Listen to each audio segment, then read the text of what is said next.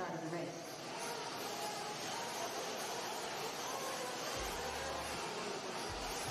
Marching first to Nitro in spot number 6.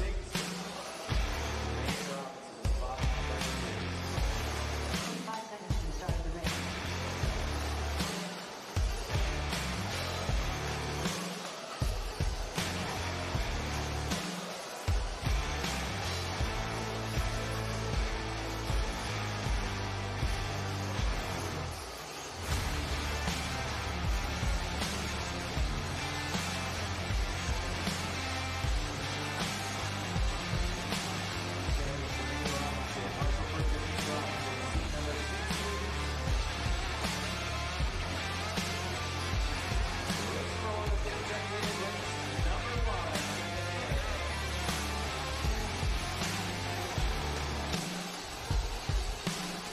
Hello, everyone, and welcome to the 2025 Roar National Championship. It is time for Nitro Buggy. My name is Scotty Ernst. I'm here with my tag team partner, Matt Clark. Say hi, Matt.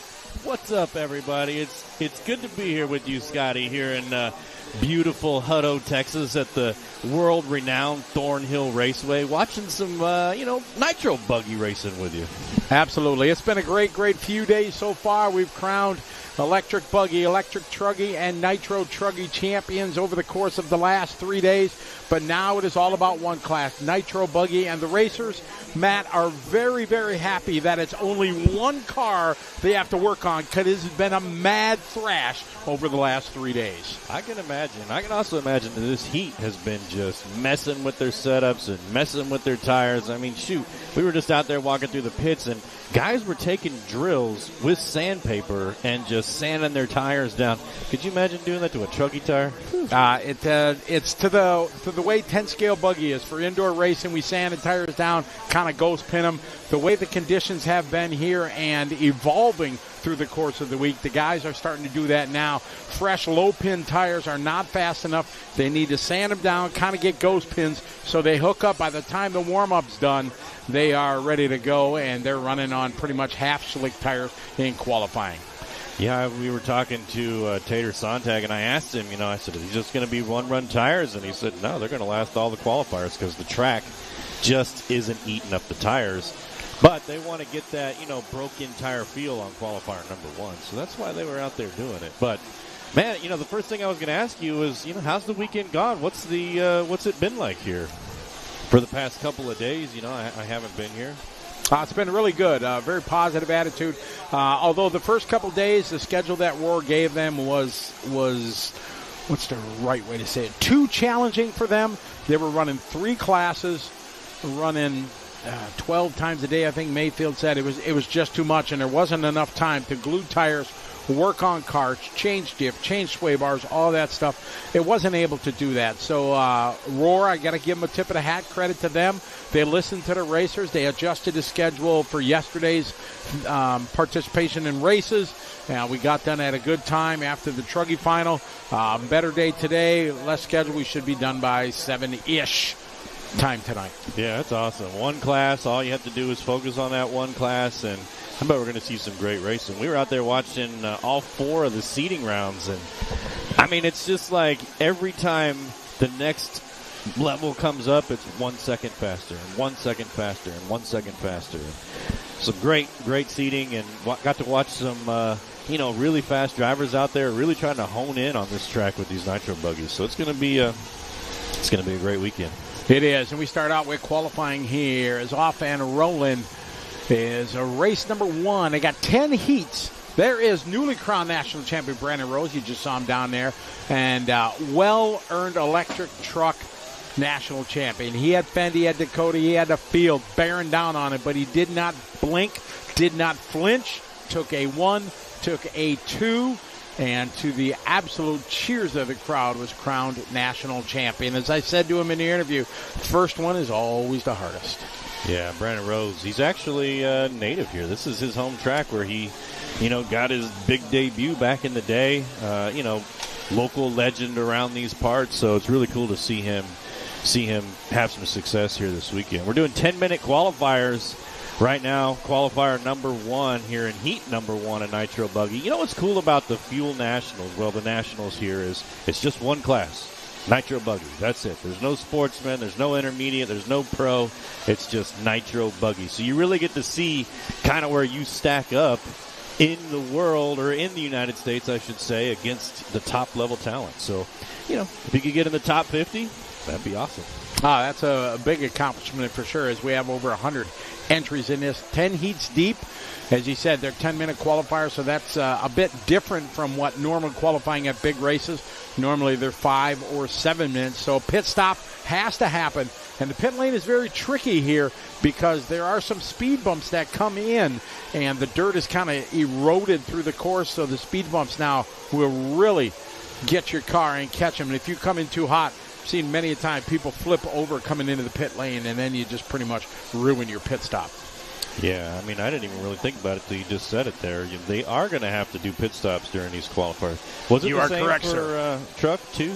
10 minutes? No, because they had 2 other classes, so everything was 5 minutes. So, again, another change that they did, and everybody's happy to get longer stints on the racetrack, more run time. That's what these guys want. And the format that we use for this is different, Matt, than what we did over the last couple days. We use the standard A, B, C main format for the course of qualifying and finals for the electric classes and for Nitro Truggy. But now we're in a world's format where we will have championship final, then a semifinal, quarterfinal, eighth final, and so on and so on and so on. In qualifying, they will take the top qualifier will lock directly into the championship final, so he does not have to run the semis. Then they'll go to the semifinals. They'll take the top 6 from the semifinal A, top 6 from the semifinal B. That'll give us 13, so 12 plus the direct qualifying TQ will give us 13.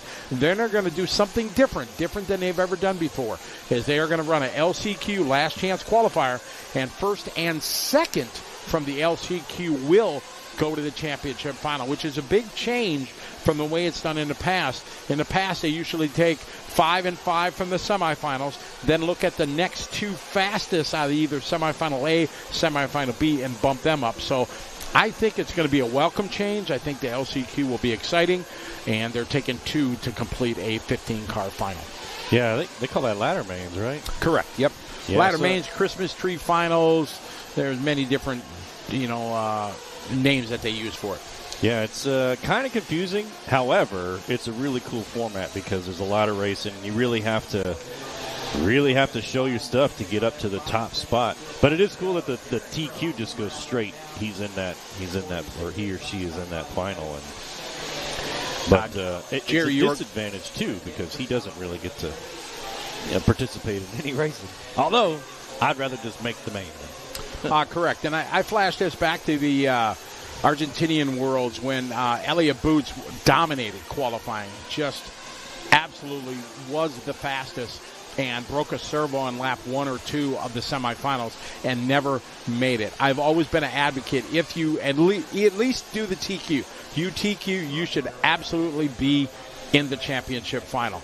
Now, the downside is, as you said, they don't get as much running. They can't run the semis, but the direct qualifier will be able to run both of the will be able to run the practice session that will be run. So he'll have a practice session to be able to get on the track, breaking tires, tune the engines, and things like that. Jerry Klingbeil in the chat room, you are correct, sir. Sunday are the mains. So mains will be Sunday. Today we're doing this one qualifier, which Garrett Crow right now is leading. Mr. BeachRC.com himself, Brent Densford, sitting in the 2 spot right now. He just did a 48.4, and now as I say that, boom, to the lead, puts a pace of 13 in a 10.23 with a 10-minute qualifying. The pit window is wide open. You can pit pretty much anytime. After the first 2 minutes, you can do it anytime. So good to see Brent Densford here joining, supporting his team. And as you can see, BeachRC.com track cam right there. Yeah, so a big sponsor of the show. Yeah, I think I'm with you there. I think that my strategy would just be pit right away. Just that way, or just whenever pit lane's open, I guess, is what I'd be telling my pit crew. Just let's get in, let's get it over with, and then let's get some solid laps in. How did they seed these qualifiers anyway? Was it top 3 consecutive? What was it?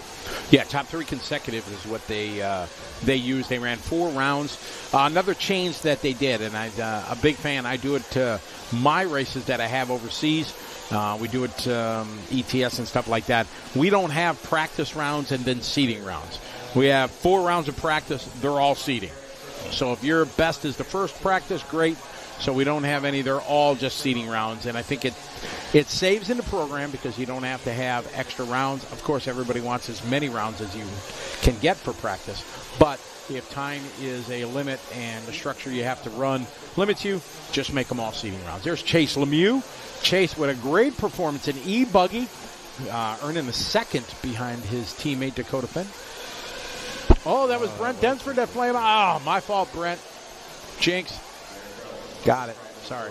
Chase Lemieux also had a good showing in seeding round number 3. I think he got the top spot there. So yes, he did. So I think he's 3rd overall. Last time I checked. I checked right after the things were set. So, yeah, very good job from Chase Lemieux. Well done to him. Dakota Fand also had a good showing. I think he might be, well, Scotty's looking it up right now. Yeah, Dakota was, Chase was 2nd, rather. And then Tater Sontag 3rd, Seth Van Dalen 4. Mason Fuller, we didn't talk about Mason at all in the earlier program. So good to see him. Top 5, Jermaine Robinson, Brandon Rose, still on a roll. Camden Line, Spencer. Ryan Mayfield, 10th. That is not normal. Lee Setzer in the Sparko car, running really well, getting the top run there at 11th. Jonah, Aiden Horn, Jared Wiggins, and Joey Bourdon. Round out your top 15. They'll roll out in group number 10. No resorts. The heats are going to stay the same throughout the course of the 4 rounds of qualifying. So fortunate there for Brent.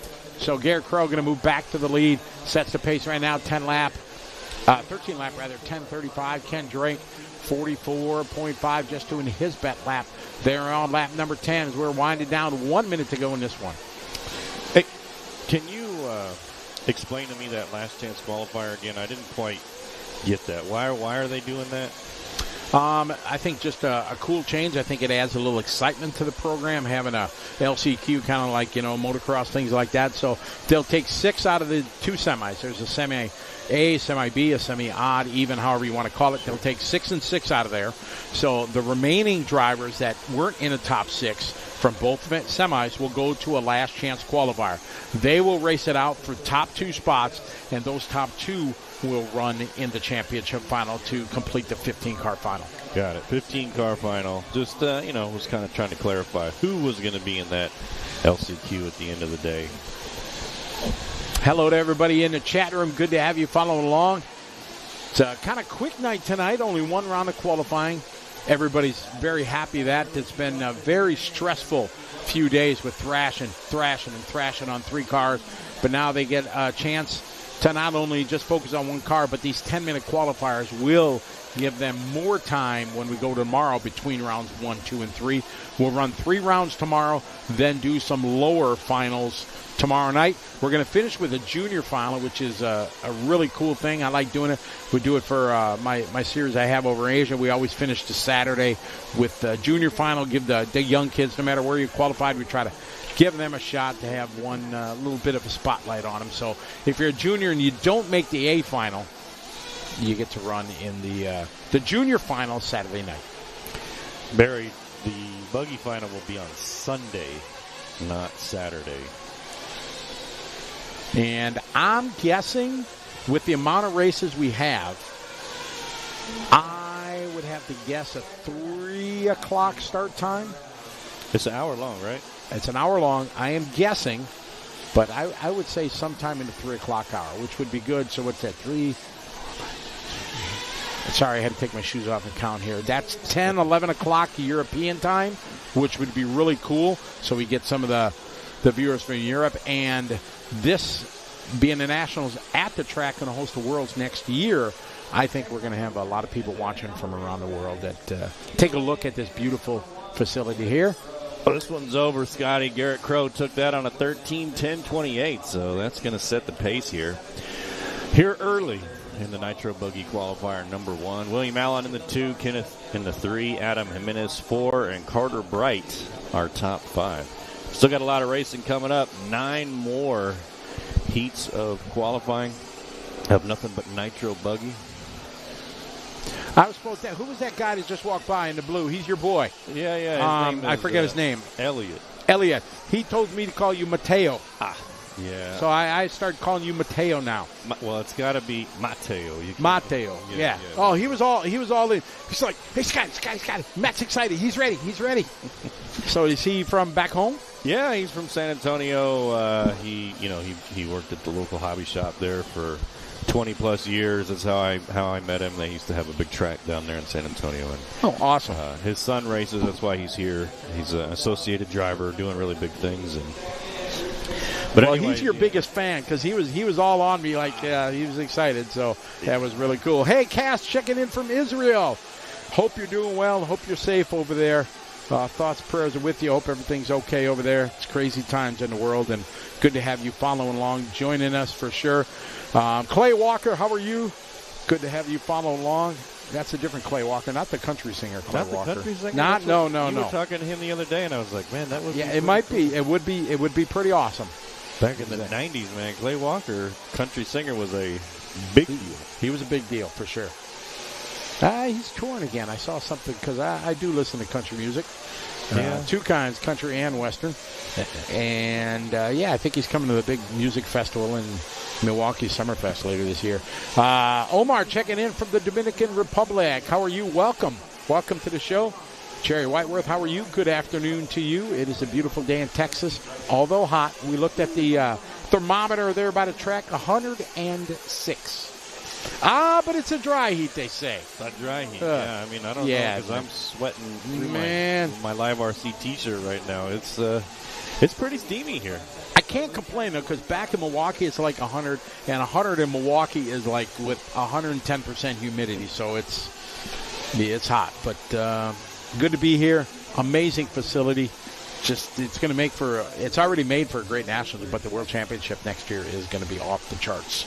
I mean, this track has hosted some of the biggest races for RC ever. I remember back when we had no roof on it.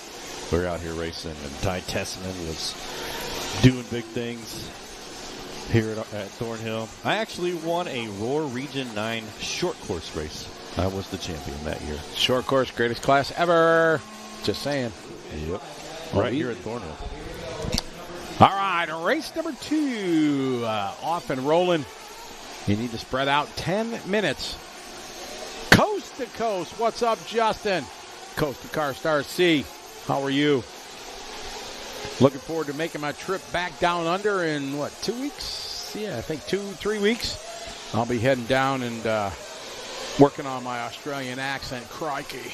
So did you get, that status you were looking for with American yet? Or I did. Yes, I got it one more time, but I'm quite sure it's going to be the final song and dance. They're changing things, so it's yes, I do have. I'm very happy with American. I think they're of the three. They have the best options for me as quite a big international flyer. So I think they're the best. They got the best luggage allowance for me, so I can take all my trophies and stuff when I'm traveling to events, and I don't have to pay luggage fees. So I'm big fan of American, especially now that those racers that flew Southwest, now they charge for your bags. Oh man, American, if you can get their credit card and you can get status really easy with their credit card. Have you ever seen that movie with George Clooney where I have? He traveled around and he was like a consultant and he just fired people. But he was big on his status. That's what his status in that movie, Up in the Air. That's the status I have right now. Oh, jeez. So it's pretty nice. Just call you George Clooney for the rest No. of the weekend. But I'm very fortunate. It helps out. But it's just because I fly so darn much. I know. I mean, every time we talk, you're like, next week I'm going to be here, and then I'm going to be. You know where I'm going? I'm going to drive back to San Antonio after this, and then I'll drive to work. and then, back home in San Antonio. I drive to work to the airport. Yeah. All right, we got Robert Kopak out front. Lap number 1, 44.2 to tie the beat. Garrett Crow laid down at 13:10.28. We are well above that already on lap number 1 for Robert. Throwing down a 14 lap, 10:19. Bill DeLong. Second, Kenneth going 44.7. Renato going to go 45.2. Devin with a 45.4. Antonio 46.0. And Ryan Mortensen 45.6. That's how they roll out here on the opening laps. John, I hope the Sunday mains are going to be as good as that Truckee final, too. I mean, what did we miss there? You missed what will go down as one of the most epic comebacks. You start with the comeback because Mayfield was, with the pit stop factor and all that, 20 seconds down. And he was, I want to say it was how many 15, okay. 20 minutes? Maybe 20 minutes when he got clear of third and got to second, put his head down. I want to say 15 or 20 minutes maybe. And he just was 3, 4, 10 seconds, then a lap faster. Then it was 9/10 of a second. And Dakota had one less pit stop on him. And then Mayfield was just doing Mayfield things, and he was just throwing it down. And then with 2 laps to go, that back corner right there where the Techno Banner, J Concepts around that pole, Dakota turned in just a bit early, rolled it over, and then it was game on with 2 to go. Man. Yeah, I heard all about it. I actually was watching your live broadcast, and it was the comeback that Mayfield had. I mean, when you think about 20 seconds, that's like a comfortable lead for that level of, Dakota Finn. I mean, he's on cruise control at that point. I remember when Juan Carlos Canas was like 30 seconds out at that Silver State race that me and you did 2 years ago. And, I mean, that dude didn't look back. So at 20 seconds, it's like, it's in the bag, right? I'm sure you were doing your, way premature at that point. But then it was like, hold on, wait a minute. Here comes Mayfield. 20 seconds back and caught all the way up with 2 laps to go. I mean, John, that race, that Truckee race, let's hope that the Buggy race can be half as epic as that Truckee race. Absolutely was. I talked to Mayfield earlier today and asked him about that and everything. And when he made a mistake going into that little kicker section and then squaring up for the triples, he said playing it back, he wished he was offline and kind of out of shape, and he shouldn't have went for the triple. He should have just double singled it. It's easy to say that now and everything as he looks back, but he said it was a good race. It was a hard race. Everybody thinks that Mayfield being the bad boy, that none of these guys at the top level get along, but they all do get along. And we've seen it at DNC many times. Dakota and hanging out with Mayfield, and Mayfield said he went over there and talked to Dakota. They had a beer last night, and it all worked out, and everything's swell. And they have a mutual admiration and respect for each other, and it was a great race, absolutely. I mean, them guys have been racing for decades with each other. I remember last year at the Fuel Nats and at HRCR, after the race, Dakota and Mayfield, their family, they had their spouses there, and they went and hung out for like a week or something, went camping, or I can't remember what they did. But correct, that's what they do, and it's very different than the persona that people think of these guys hating on each other and everything like that. They most of the top guys get along. Ryan Morrison leading this one. We're 6 laps in, still on a TQ time. Garrett in that first heat threw down a 13:10.28. Second spot is going to be Renato. Renato has slowly moved up. He was sitting 5th on the opening laps. Now just doing his hot lap right there, 43.3. Antonio, 42.6. Ivan, 46.0. They're doing 4 rounds of qualifying using the IFMAR point system, and they'll take the best 2 of 4 to lock into either top qualifier goes directly in, or to the semis, quarterfinal, 8th final, 16th final, and so on. Man, 2 of 4, that's pretty good. So you can really just have some good runs, and maybe not so much, and your day isn't over. Your weekend isn't over here at the Fuel Nationals. Time to be. Looks like Renato's 13:10.03, 14. So about a lap. I mean, Garrett Crow, that's pretty close there. The current TQ at 13:10.28. Well, actually, it's not. Renato, 44.4. Last lap steps him up to a 14-lap run, getting to that extra lap. Still got a lot of time, 3:20 to go. As we said, pit stops are pretty much wide open in a 10-minute race. Normally, these guys go 7.5 minutes, so you can pit whenever you want. The wise choice is, do you want to come in if you're in traffic, so you can come out in some clean track? That's what a good mechanic does, he kind of coaches his driver, say, hey, let's come in now. You're going to come out in clean track area, and that's what you want to do. Jerry, Wheel and Trigger from Brent Densford has a good podcast. Talks about all things racing. Doesn't really pull any punches. They get pretty laid back on that one. It's a good show. I saw Brent outside.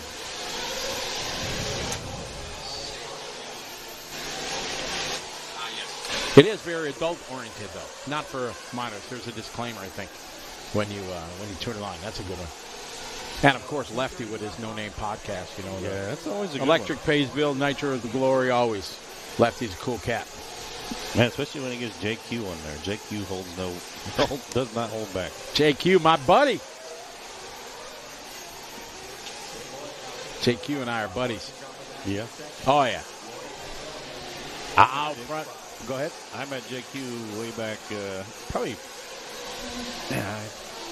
6-7 years ago out in California. We were racing out at Thunder Alley, and I pitted at the same table with him, and he was, talking all kinds of stuff. And I was just like, man, guy knows what he's talking about. He got that new book, that Invisible Speed. Yeah. Tim Bort, your leader now. Still on a 13-lap run, TQ time, but falling off that 14. Unfortunately, here, Renato had a 42.9 last lap, but before that, not a good one. 1 minute, 17 seconds. Ouch. Yeah, Tim Bort, 13:10:08. Who's got the fast lap? William Norris. So William Norris, also from San Antonio, got the hot lap of a 42 flat. 12:10:04 for him. So about a lap down from Tim Bort. What do you mean, Martin, I'm lying? I'm not lying. Me and JQ, we tight, right? He's my biggest fan. Peko Ivanen's here from supporting the Mayako guys. Oh, okay. Yeah, I was surprised to see him. He was the first guy I saw when I walked in. I'm like, are you lost? He's not digging this Texas heat, though. Yeah, I don't think that many are. Like, I look out there and everybody's just sweating bullets. Yeah, Tim out front. 13:10:05, starting to close back in.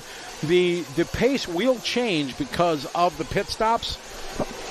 So it's kind of the final 2 minutes. You'll kind of get a vibe of where they're going to be. It'll still change a little bit, but although guys like Adam Drake, they're going to go to full. He'll go to full 10. He won't have to make the pit stop. You think so? You think he'll do the full 10?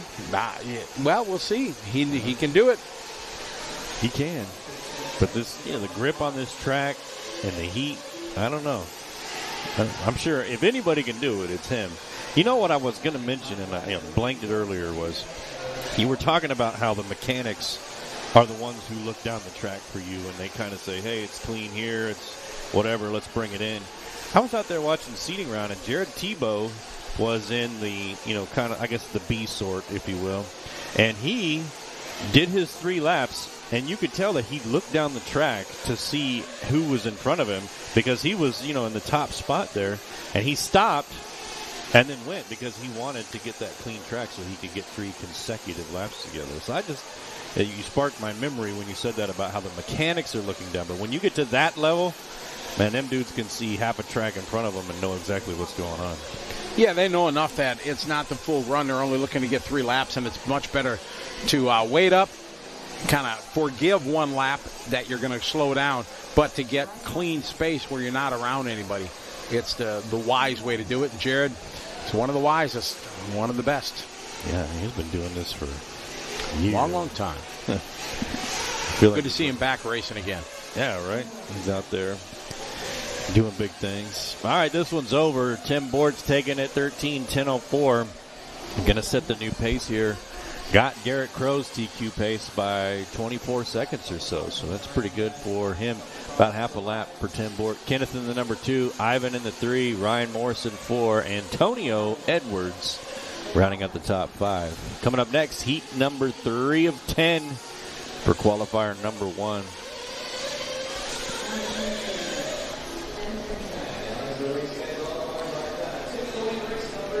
I want to give a big shout out to Eric Deschenes checking in from Canada. How you doing? They got their big show coming up, the Quebec Classic. So if you ever wanted to go to Quebec, Canada, do a little bit of racing, you can go there. It is August 21st to the 24th up in Quebec. You can go there, check it out. They're on RC Sign Up. So you go to RC Sign Up and you look up Canadian races, and you'll be able to go there. So Eric's a great guy. They got a great club up there. And check it out, August 21 to 24. So if you want to go international, go racing up in Quebec, check them out. You can go to RC Sign Up, look up for Quebec Classic. That's the name of the race. And you can be maybe a Canadian champion. Hey. Eh? You ever been to Quebec? Quebec? No, I have not. I've been to Canada a few times. I went to Toronto to race a few times. Back in my on-road carpet days, went there. Went to a place called Fast Cats, the Toronto RC Club. Went to there. Paul Lemieux and I, we drove there many years ago. And that's when Kevin Hebert is one of the top North American on-road racers, and he didn't speak a lick of English. And learned how to speak English just being around RC, with RC Tech and stuff like that, way in the early years of the internet. I've been to Canada, but just, landing on an airplane several times. Darren, how you doing? Darren Lee's checking in. Yeah, the Truggy was top level. That finish was unbelievable. RC Racer, this track is in Hutto, Texas, which is outside of Austin, Texas. Here in the Texas heat. 106 degrees Fahrenheit. Not sure what that is in Celsius, but it's hot. Dang hot. Yeah, So, 106, that's 30, probably 31, maybe. In Celsius is hot. It's definitely hot. RC Tech, it's still going. In fact, RC Tech was written and made by a guy from our neck of the woods. Shane Archer is his name. He's from Madison, Wisconsin. Eric, you remember Shane? Oh, yeah. So, yep, Shane Archer is the guy who started RC Tech. He lives in the Matrix, and writes code and all that stuff. And he started that many years ago back home in Wisconsin. So he's one of our homies. And that was the place to go. It was Eskrid started it. How many of you guys know Eskrid back in the day? That was before RC Tech. That was like the first one, Eskrid. And then RC Tech kind of evolved, and that took over. And then he eventually sold that to Websites Are Us or whatever. They bought it for an undisclosed amount of money. So pretty cool. There's Jermaine Robinson right there. Jermaine doing really well this weekend. 105 is what it said out on the track. That's 40. 40 Celsius. Hey, there's LW4 Larry Wright got the big mullet down there. That thing is epic, Scotty.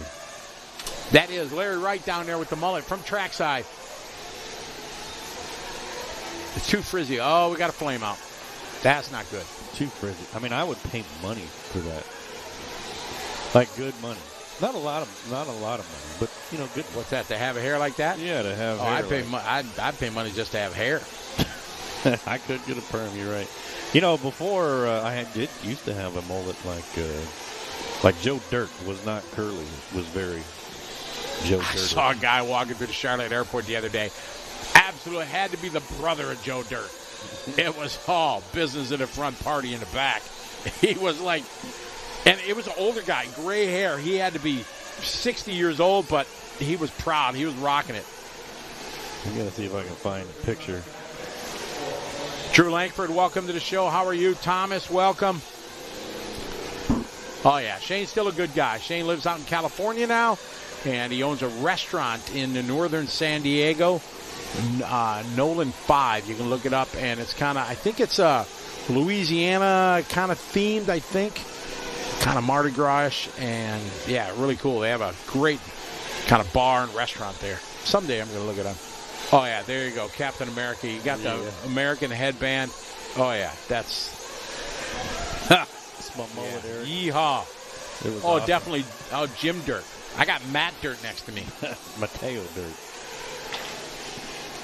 Oh, Drew, I'm not a fan of the Charlotte Airport, that's for sure. Yeah, the Charlotte Airport is not a good. I mean, it's, get you where you're going, but. Try to avoid it.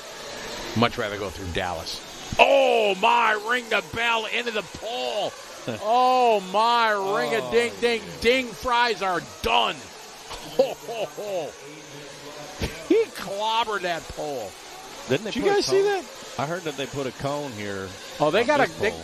they got a cone here in that collection. That's a ring-a-ding-ding right there. But that's the first time we saw that on the backside double. Somebody hit the pole, and it didn't break, but it definitely adjusted the suspension on that one.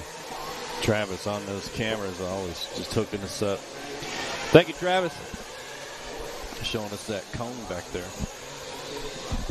But I heard they put that up because they were cutting it too tight into that pole. Yeah, they were cutting it as close as they could. Some guys still cutting the corner. All right, early stages of this one. Alexander leading the way with a 41-1. TQ, Tim Borton in that last one, took it to a 13-10-04, but now these guys stepping it up big time. Alexander, Marlowe, Will, Ophir, and Zach all stepping it up. 14-lap runs. Rob Lupo also on a 14-lap run. Yeah, it's good. All 6 of those drivers able to beat that TQ pace, 13:04. Kurt Wanger now up in the number 6. Kurt Wanger, a big associated guy here in Texas. I think he's like R&D or engineering or something. Yeah, and he's Shell Racing. Yeah, Shell Racing. From Shell. Well. So I didn't know. No, now you said. I forgot he did move to Texas a while back.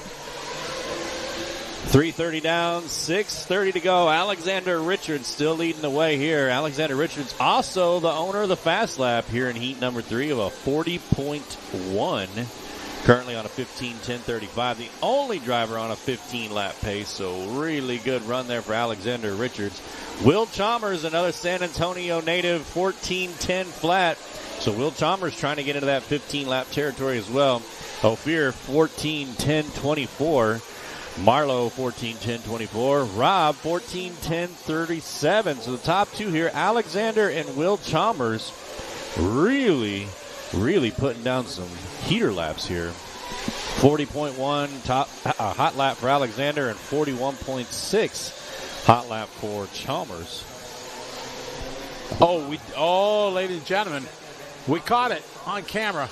We got an instant maybe. We'll try it again. Stand by. We got an instant replay. 5.5 to go. Pit stop's going to happen. Here we go. Instant replay. All right, over the backside. Come back. Got it.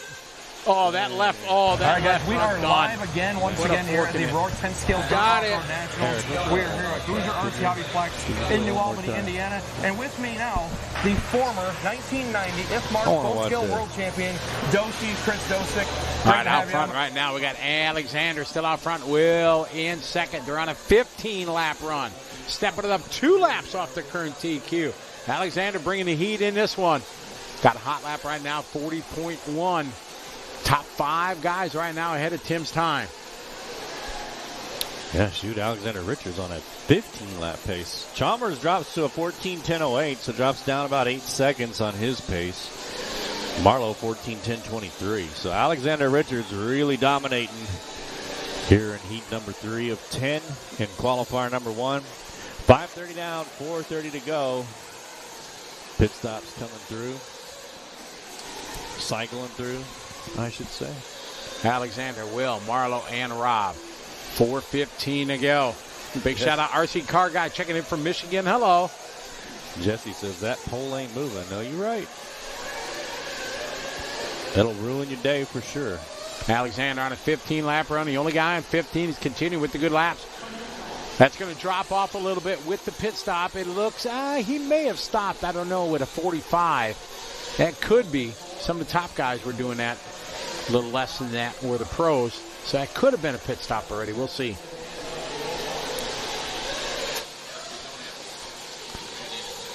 Three minutes, 40 seconds left.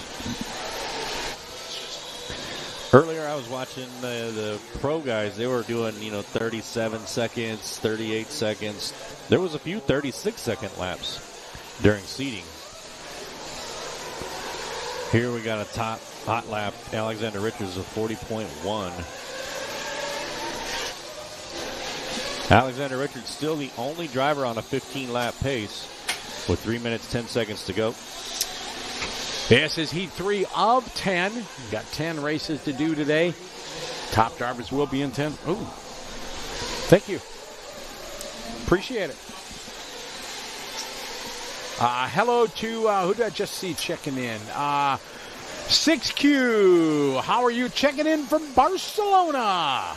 I'm sure we're going to have plenty of our European brothers coming and joining us here this weekend virtually online on liverc.com. Coverage of the U.S. Nationals presented by the fine folks at J Concept. Big thanks to J Concepts, a long-time supporter. Everything here, everybody's going to be checking out because we'll be back here in a year for the WC World Champions. And is David Angaro going to be able to do 4 in a row? Do you think he can? Do I think he can? Yes. Will he be able to? I don't know. But if he does, the word GOAT is after his name. Because that is, 1 was amazing. 2 is other amazing. 3 is forget about it. I mean, the European drivers are just incredible drivers in how they can perform. But him, particularly, is just watching him drive with a stick radio at that. I mean, the guy He is amazing for sure. That's that amazing what's he racing? Because you don't see him at, he's racing all the big European races for sure. He comes to our Philippines race every year. And just great guy. Really, really talented, amazing, really, really good. Jonathan Bunting, yes, it is NOLA on 5th in San Diego. You go in there, ask for Shane Archer. Ask for Shane. Tell him Scotty sent you. And you get a huge discount. Not really, but maybe you will. I guess I should text him. Hey, Shane, I'm talking about it. People are going to come looking for a discount. You get the Scotty discount. That's a plus 10%. Maybe they'll give him free refills. Maybe, yes. You never know. Especially if it was, tasty Dr. Pepper. Oh, yes, Dr. Pepper, yes. Yep. Did you bring your case of Dr. Pepper with you? Well, I was going to, but there's no coolers. Oh, you should have brought one. I should have. You're right. You didn't even think, yeah. We're going to get one of them high-quality styrofoam ones. I drove here. You guys flew here, and I, didn't bring nothing. Did not come prepared whatsoever. Alexander now making his pit stop here. He's on a drop down to a 14. That's what's going to happen when they're going to lose that 5 or 6 seconds when they come in for a good pit stop in the outlap. Cross start finish line right now. That's Will. We're following 42.5. Will rocking the white wheels, orange, clear wing. It's been a even mix of the clear wings to the molded plastic wings. It's been a lot of the top guys, most of them, I'd say, clear. Following Will. Oh, nice save there. Wasn't that J Concepts wing? That came to be a big thing recently. The what? The J Concepts one that everybody was drilling holes in the back of. Yeah, now they come like pre-made like that. Yeah. So are you saying that everybody's driving with Lexan wings now? Not everyone, but a lot of them, yes, they do. It is it's a thing. Yeah, it's crazy just the phases that RC goes through. This one's over, Scotty. Alexander Richards still out front, 14-10-19, so that's going to be good enough to hang on or to reset that TQ pace. Chalmers in the number 2, Kurt Wenger in the 3, Marlo Bright in the 4, Rob Lupo in the 5. Let's see how they come across the line. They're all about halfway through their final laps here in heat number 3. Yeah, the thumb is your fastest digit, they say. Correct. And I stood on the driver's stand next to Davide at our Philippine race every year, and I just watch him. And he drives a stick radio, and his left hand is his throttle. He literally lets go of the trigger when he goes to hit the brake. A lot of people will keep their thumb on it, but when he goes to get the brake, he lets go of the stick and then engages the brake. It's absolutely amazing. And in the early years, when he first came on the scene, they talked about him cheating and having a gyro and stuff. No, his gyro is in his melon and his fingers. He is just an amazing talent. So does his throttle stick, does it reset or does it stay? No, it's spring-loaded, so it goes back to zero, goes back to neutral, and then he just engages it. Here's a good shot of the A-Main Hobbies race results from race number 3. Alexander resetting the TQ 14 and a 10-20. He's going to be at the top of the board as we go into heat number 4. I'm just thinking of, airplane radios. If you give it, 70% throttle, it stays there. It doesn't spring back to the center. Yeah, only the throttle does that. Yes. Right. The car light radio, stick radios are a bit different.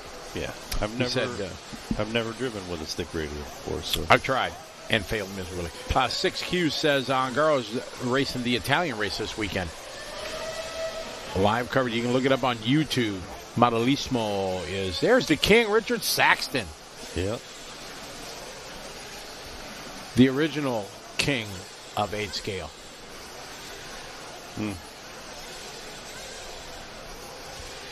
Not sure who that car is. Maybe the Throbbing Brain knows.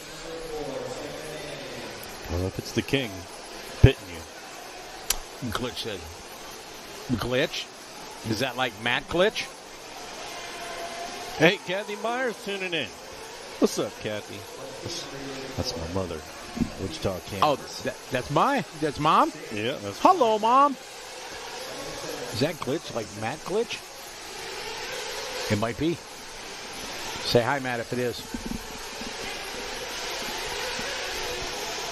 huge discount. That's right. Go up to Nolan on 5th, Glitch. C. Orderly. All right, Scotty. So we might as well just go ahead and rip the Band-Aid off now. Rip the Band-Aid off now. What day did you get here? What day I got here? I got a Wednesday. Wednesday? Yes. You eating at the Waffle House yet? I did not. Is there a Waffle House around here? Of I course. Yeah. No, we went to the best place yesterday, Texas Roadhouse. Oh, there you go. Big fan, huge fan, Texas Roadhouse. What'd you get? I got a steak. The filet mignon? No, I'm not a filet guy. I am a bone-in ribeye kind of guy. Oh, okay. I'm a ribeye guy. I never ate steak. If you go back, it's probably been 8-10 years ago. I never ate steak. Never, not for a reason. Just I'd go out, I'd eat chicken all the time. And then I got invited to a top-of-the-line steakhouse in Vegas. And I didn't know what to eat. And I asked my friend, what should I get? And they said bone-in ribeye. That was it. Bone-in ribeye. Oh, my goodness. Lee Martin checking in. What is going on, Lee Martin RC? How you doing? Drinking a beer. What time is it there? What is it? It's 4, 5, 6, 7, 8, 10, 11 o'clock over there? The coins, too. Yeah, Logan, there you go. Every time you mention my name, you get thrown out. That's it. That's why, for sure. I got no clout. All right, race number 4 off and rolling. Time to beat right now. Alexander laid down a 14-lap 10:20. That's right, Mario. There's another big race going on, the European GT Championship. I was watching some of that on one of our good friends at RC Racing TV from the UK are there. Frank McKinney is there covering it live with the boys, and it's a beautiful track.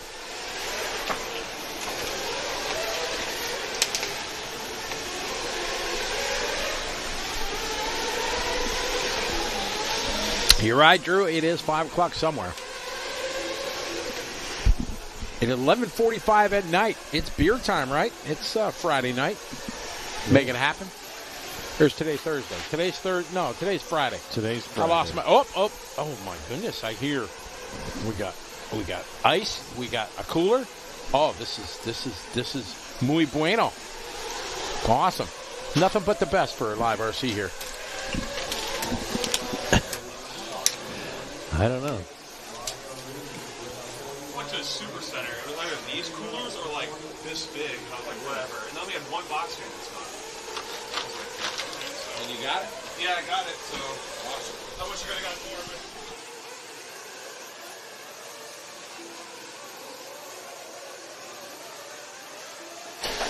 All right, BJ, I missed it. So if you guys don't know who BJ Williams, BJ is the statistician, the brainiac of stats for live RC. He knows all. He's like the top of the throbbing brain. You need to know something, BJ. So I missed your nugget about Ongaro. Sorry about that. Yeah, he did say, that Tebow's a 17-time national champion, so he may know a thing or two about racing. Jeff Manning checking in. How are you doing? Cheering out. Is LW in this one? Oh, we got a picture of next time. Larry LW4, Larry Wright the fourth from back home at Trackside in Milwaukee, Wisconsin. Next time's up. We got some cool pictures that Eric, did you ever get them pictures? Yeah, okay.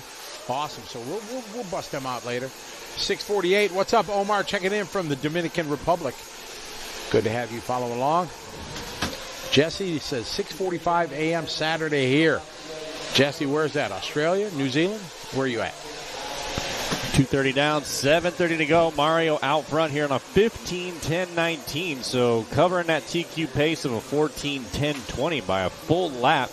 Sully on a 15:10.29. Wilson on a 15:10.40. Barry Rowe on a 14:10.03. Boomer 14:10.06. So top 5 got that TQ time covered. Actually, top 7 got that TQ time covered. Got Johnny Drakeford in the 6, Brian Beck in the 7, Mitchell in the 8, Jose 9, Max in the top 10. It's a great shot of the BeachRC.com cam there going over to that corner jump. Top section. We saw even Mayfield catching that cone yesterday. It happens. Trying to hug it so close. Down the line they go. 5 laps. Murray going to be completing 5 laps here. He's on a 15-lap run. 10:22. That'll fall off once they make their pit stops. But Sully is in second on a 15. Barry Rowe got a bumped into Barry earlier. 14:10 flat. 10:01 for Wilson. Boomer Wheeler rounds out your top 5. So I think I saw you doing some on-road racing lately, right? You are correct, sir. Yeah. Where were you? What were you doing? I was in Norway 2 weeks ago. Okay. Racing on one of the most beautiful tracks I've ever had the pleasure of being on. It is amazing. Running 8-scale on-road. Pit lane getting busy. Lots of guys coming into pit lane. I was running some 8-scale on-road, and it is just an amazing experience, amazing track. It's pretty awesome. Driving a car at 60, 70 miles an hour. If you blink at the wrong time, you kid it up. I mean, you are a national champion. I'm very fortunate, yes. I got 2 old guy national championships in that class, so it's cool. I love it. Out front leading away right now, Sully leading away. Mario Rudy in the 2 spot, followed by Mitchell, followed by Boomer.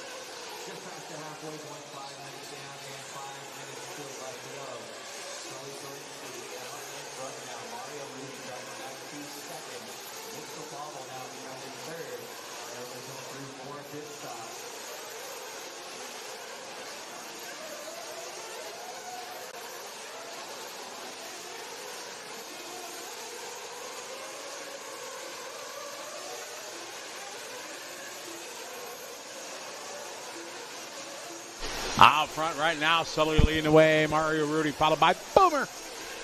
Then Mitchell and Wilson. Heat 4 of 10. Tomorrow we're going to start 8 a.m. our time, Central Standard Texas time. We will kick off 3 rounds of qualifying and lower mains. Sully taking over that top spot with 4 minutes left to go. 15:10.27. 2 drivers in a 15-lap pace here, Sully and Mario. Mario got the hot lap of a 40.2. Boomer in the 3, Mitchell in the 4, Wilson in the 5. Soul 68, how are you? Checking in from the UK. Long-time viewer. Good to have you follow along with us. I was in the UK a couple months ago. End of May, I was there for our UK showdown up at Robin Hood Raceway. Love going up there. Beautiful. All right, TQ time. Still on a 15-lap run here. I do not see a pit stop yet. 15:10.25, so Sully may be able to stay on it. Now down the line, we're following said Sully, yellow and white. Kind of a little bit Paul Ciccarillo-esque looking paint job. Yeah, it is. You think he's going to be able to do it, huh? Maybe, well, no. He should, because he's going to lose 5 or 6 seconds, and they're doing 40-second laps. So the pit stop, he'll come out maybe in a 14 flat, 14:01, something like that. But then he should be able to Depending how much, when he's got to pit this time. We're at 7:20. Yeah, him or Mario have not. Doesn't look like either one of those, the top two.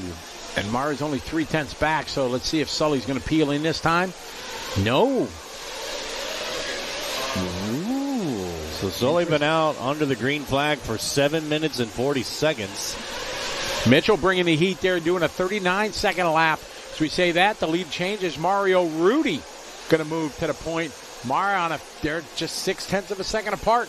And you guys are going to have to pit soon. We're still following Sully around here. Sully on a 15-10-25. Puts him about a second back.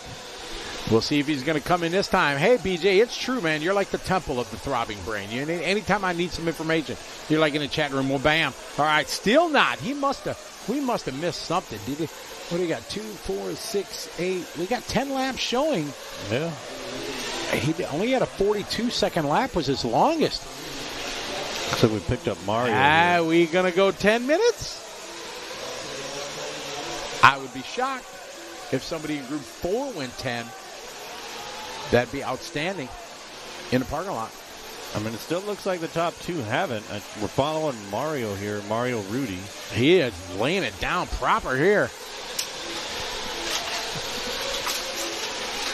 Some guy, we saw Dakota go 9 minutes in his truggy.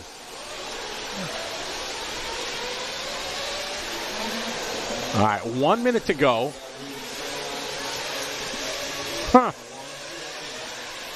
Oh, there's Deanna Mitchell. There's Mario. Mario's the car right behind. Here's Mario. Mario, 42, 41. Oh, there was a 48. So maybe he had a 48. So Mario pitted early. But Sully hasn't yet. Trouble for Mario back there on that double. Oh. Rolling somebody flames out. Oh, it's Sully. Oh, Sully trying to go 10 minutes. He went 9:30.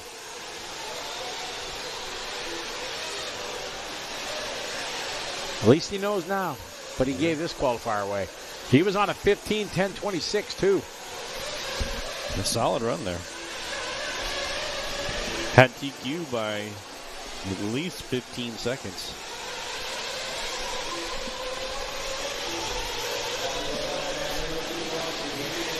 Yeah, last lap was long for Mario.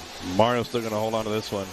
Mario on a 15-10-27. Closest person to him is Wilson on a 15-10-37. So 10 seconds up is Mario. This is the final lap. It is Matt, Mr. Dr. Pepper with me, yes. So that's how people know you. Yes, Mr. Dr. Pepper. I remember JW came into the bowels of the South Point Hotel and Casino to give us... They gave us a whole care package. Yeah. Like satchels of snacks, drinks. Yep. Still grateful to this day for JW. Winding down, Mario going to take this one, stepping it up to 15. Sully rolling again, but he lost a minute 36.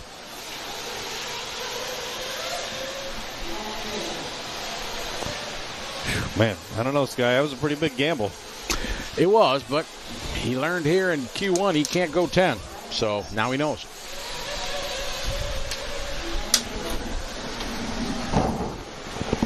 But still pretty good to go 9:20. Yeah, I mean, that's real good. You can have that 9-minute pit stop in the back of your pocket. Well, not in the back of your pocket, in your back pocket. All right, race 4 coming to close. Race 5 coming up next. So we went to, Travis and I, on the way here, we went to a famous place that, don't want to give them a plug here. They make burritos. Quite large burritos. You know, named after a pepper. Chili's? Chipotle. Oh, Chipotle, yes. We go there, and they got a big sign. When you walk in, a big sign. Sorry, out of cheese. What the heck? Out of cheese. Did they have queso? I didn't even look. I said, no cheese. I'm out. Yeah, you have to have cheese on it. I said, no cheese. No. See, I'm not a burrito guy. I'm a bowl. I get a bowl. But yeah, no cheese. Have you been to a place called Freebirds? I have not. It's similar, but there's a lot here in Texas. Yeah, I'm sure. Very similar to no Chipotle. cheese. But I bet they do have cheese. I'm out. See ya. That Chipotle that by Trackside in Milwaukee used to be awesome. 201 steps from the front door of Trackside to Chipotle's front door. Would they give you extra cheese? Oh, yeah. They were great back then. Now they're terrible. What? Absolutely the worst service you could get. Just terrible. You ask for like extra corn or whatever, like they're like rationing it. Yeah, it's terrible. I mean, you guys have to eat some Texas barbecue while you're here. Yeah, we're going to try. We need to find a good one, though, because there's, like anything else, there's lots of them around. Yeah. But which ones are good? We got like Franklin's barbecue, but we'll That's wait not in line around for here, it. is it? It's Yeah, in we can't. Austin. Yeah, we'll It's wait in Austin. Yeah, we're not driving 45 minutes for. Yeah, and you got to be there at like noon, right, to get in line. No, you got to be there at 4 in the morning. 4 in the morning. Yeah, no, I'm good. Nothing is that good that I'm going to sit in line for. Well, I'll pay you $15 to stand in line. Let's ask our liverc.com fans, where is the best barbecue near Hutto, Texas? Texas barbecue. I'm talking, we want brisket with the barbecue sauce and the ribs, maybe even a big old beef rib. Yeah, I like brisket. Exactly. Jared Klingbeil, he knows. The Chipotle back in Milwaukee, it was awesome, and now it's trash. I won't even go there. Potbelly's a sandwich place. You ever had Potbelly's? Potbelly's are good. I like it when they get their potato soup with a sandwich. Oh, yeah. Oh, yummy. Potbelly's, you can also get their macaroni and cheese with their roasted red peppers in it. Delicious. Is it? It's yummy. Go ahead.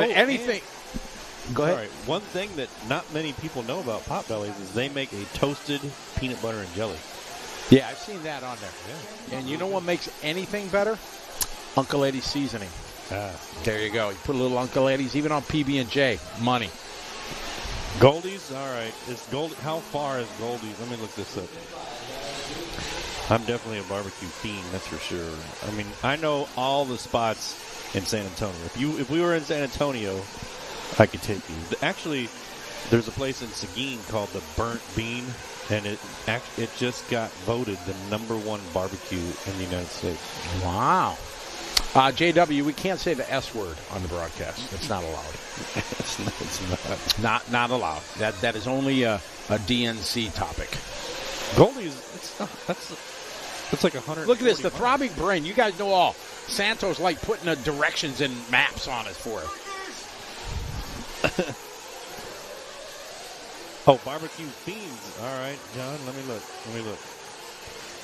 Google Maps, barbecue fiends. Oh, it's 8 miles. What, Goldie's? No, Goldie's was like 130 miles. Oh, yeah, no. Barbecue Fiends is south of where we are right now. 8 miles.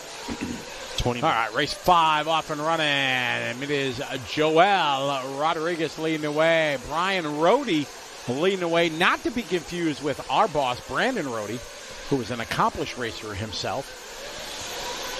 Then Wade Moore, followed by Benny Camarian, Justin Crawford, and Miguel Villalobos. They're in the top 6. Lap number 1, heat 5, about halfway through this round of qualifying. Round number 1 of 4 here at the Roar National, presented by the fine folks at J Concepts here on liverc.com. Yeah, they say the Salt Lake is near here. I've been to the Salt Lake. It's okay. I don't like their barbecue sauce whatsoever. But the Salt Lake is a very cool, like, ambiance type of place. I don't know, Salt Lake. Never. I've been to Saltgrass. That's Oklahoma. Well, they got that here, too, steakhouse. Yeah, not a fan. Compared to Texas Roadhouse?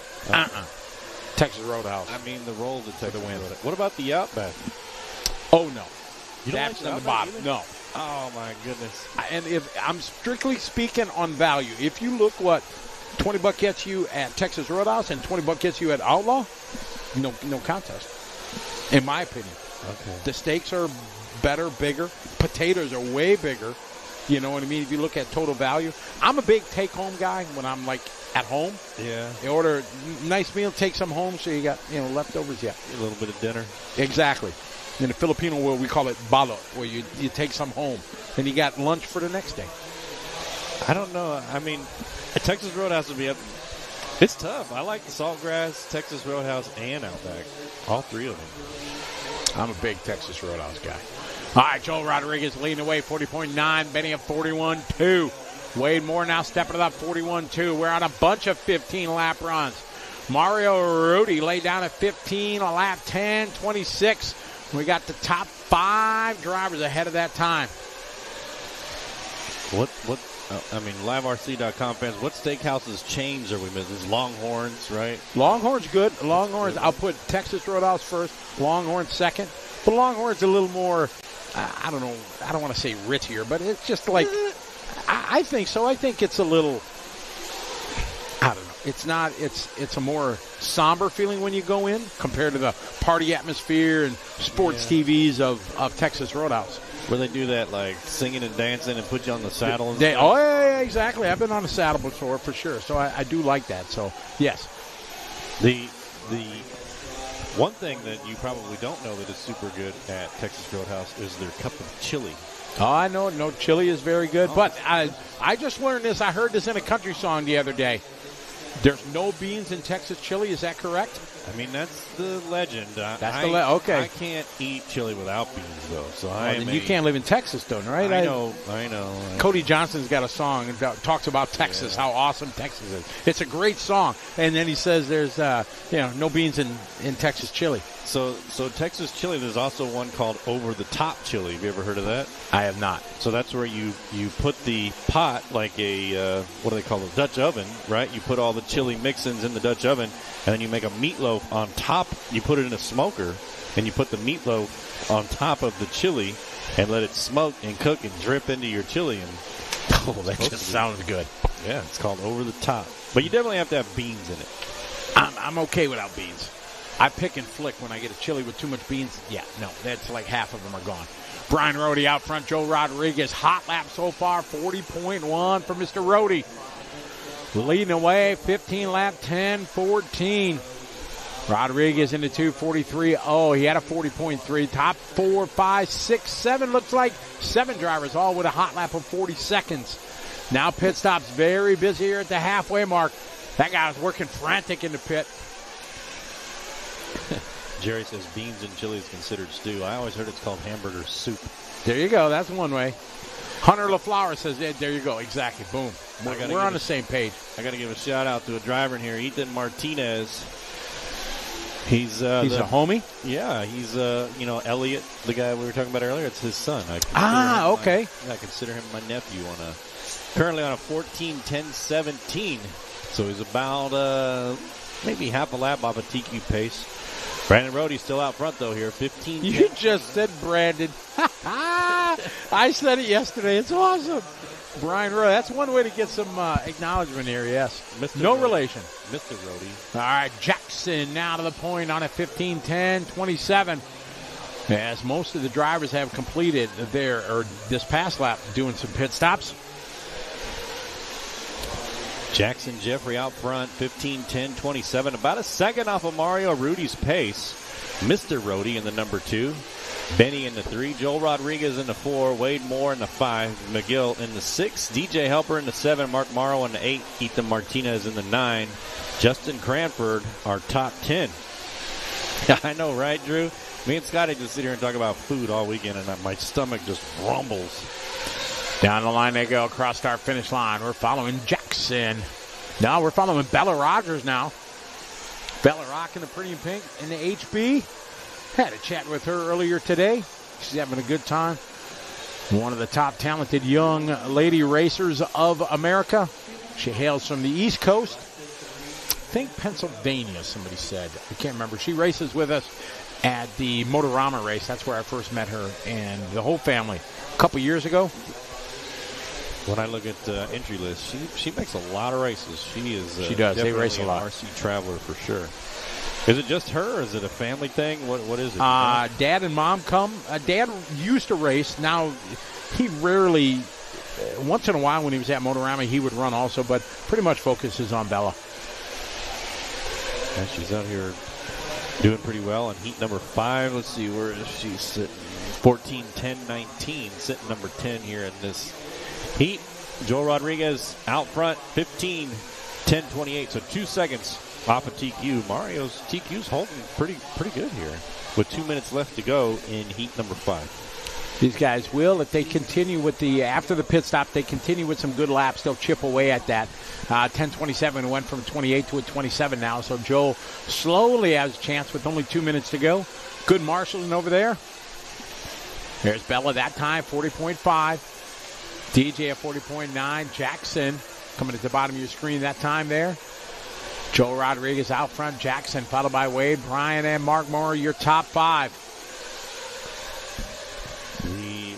Top 4 drivers are going to be sitting in the top 5 overall positions if they can hold on to this pace. 15, 10, 35. So the top 4 all on a 15 lap. Doing pretty well. Jackson with a 39 hot lap. Oh, make that Joel now just set his hot lap, 39.2. And that stepped them up to a TQ time now. Post pit stop, the pace will pick up. Boosted. I think you mentioned that the other day that Bella was from West Virginia. So sorry I forgot that. Thank you very much. Drew says races with him all the time. Speaking of racing in Pennsylvania, LCRC has their big race this weekend. They have a great race, and then in August they have the Mugen Challenge. So if you're on the East Coast looking to go to a big race, they have the Mugen Challenge in August. That's my little homie, Ethan Martinez, right there that we're following. Thanks, Travis, over that big double in the back. That's a tough section, nailing that back double. It is. You know, he says that the hardest section here is the triple. Do you double single or do you triple, right? I mean, you can make the double single 9 out of 10 times. If you make the triple 6 out of 10 times and got to get marshaled, which one's faster in the end? The triple is definitely going to be faster, but you have to be far enough off that apex, square it up nicely to make it. Or if you got your clutch and your old package set, you can take a tight line like the pros do. But me, I got to go about 10 foot wide to make it. Yeah, I'd have to go 10 foot, really get a good run up, and then I would probably case the triple. I'd flame out, and it would just be like, oh, yeah. But I'm still watching him here. TQ time for Joel. Rodriguez leading the way, 15 lap, 10:23. Jackson is going to be in the 2 spot, just a tick off TQ. So Joel, the only one ahead of that TQ from Mario Rudy in the previous heat. This is heat 5 of 10. As we go to the higher races to 6, 7, 8, 9, 10, that's when you get to the faster and faster and faster races up to the top pros that are here vying for a national championship. This race coming to a close. Everybody on their final lap. Rodriguez looking to bring this one home. Looking to go 15 laps. Stepping it up to a 10:23. See what he's got to the line. To the line he goes. 10:23. Well done there for Joel Rodriguez. Joel's going to take that TQ by 3 seconds.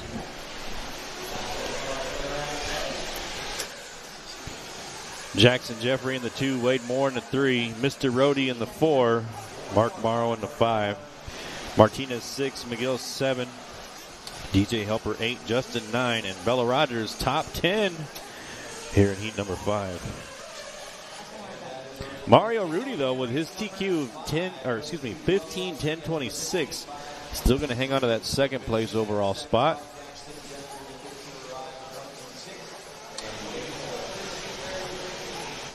What up, Sharon? Sharon, my sister. Got the whole family on. The resemblance there of the last name. Yes, exactly. Andy, what's up? Andy's my nephew. Hopefully you guys are having a good time. I said, yeah. I mean, it's the whole family watching. Yeah, they're excited for the racing this weekend. Super excited about RC cars. Jerry, yeah, I saw Sarah. I was just about to say hi, Sarah. She was on camera when we went to the overview. See if we can throw that back up. Let's give Sarah. There's Sarah. She's on the phone. Hi, Sarah. She can't hear. Somebody's calling her. It's probably Jerry. Jerry, you're calling her right now saying, Sarah, turn around, wave at the camera. It got me. I was doing a video bit there in the bleachers, and all of a sudden I forgot the camera was here, and all of a sudden my phone's blowing up, and he was telling me, Scotty, you're on camera. Wave at the camera. So Sarah doesn't know, but Sarah, there she's waving. Hi. Hey. Oh, awesome. So Sarah is Larry Wright, the 4th mother, and she's a big help at Trackside in Milwaukee and a big part of the family up there. So she's a wonderful lady. Her mom, Jan, is a wonderful lady. She helps out a lot there. Larry, their dad, her husband, Larry Wrights the third, got a huge beard. Big Traxxas fan. They do a Traxxas Enduro every year at Trackside. Pretty cool.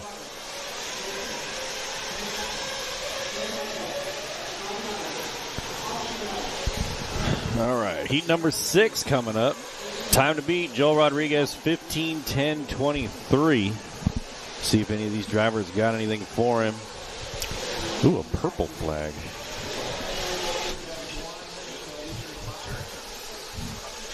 Heat 6 of 10, so halfway through qualifier number 1. We talked about Sarah being Larry Wright the fourth. He's a young man that's grown up at our track. And when I say grown up at a racetrack, this is no exaggeration. This is little Larry. When I want to say this is 11, 12, something like that. He won a Tamiya car when he was, a year old. And this is what he started racing with. He ran in the novice division, or we called it sportsman division, and just got a slash then and trying to take my job there with the microphone. And this is a young man, had his own racing suit, and just in his whole family loved the hobby. And this young man grew up racing with us, and he's just an awesome family, part of my history for sure. They're great people. And now he's a big mullet-wearing guy and wears 2 different socks, and I couldn't beat him on my best day. So it's good to have the LW4. That's what he goes by. He doesn't even need his name, just LW4. Everybody knows him. He won Psycho Nitro Blast, won Sportsman 3-4 years ago, and one of the worst announcing jobs I've ever done because I'm trying to be impartial, but I want the kid to win. So it was very entertaining, to say the least. But good to have the right family here racing with us. Hey, I can definitely relate to that. When you're the announcer and you're trying not to be biased towards somebody, but it definitely happens to me as well. I got my Ethan Martinez whenever he's out there. I'm calling traffic, but at the same time, so I get it. But it's cool to see somebody grow up and look at him here with that freaking mullet. He did a really good job at growing that thing, if nothing else, right? Oh, yeah, he's good. Hey, we got the one and only, the famous Lefty, the No Name Podcast. What's up, Lefty? Yeah, you and Larry, you guys are tight, for sure. He is the mullet prince, for sure. Hope you're doing well, Lefty. Wishing you always the best. Keep up your good work and spreading the love of 8-scale, for sure. For sure. Yeah, I love those shorts that he's doing. Have you seen any of those on YouTube? The what? The YouTube shorts. Yeah, he started doing those, over the last couple months, yep.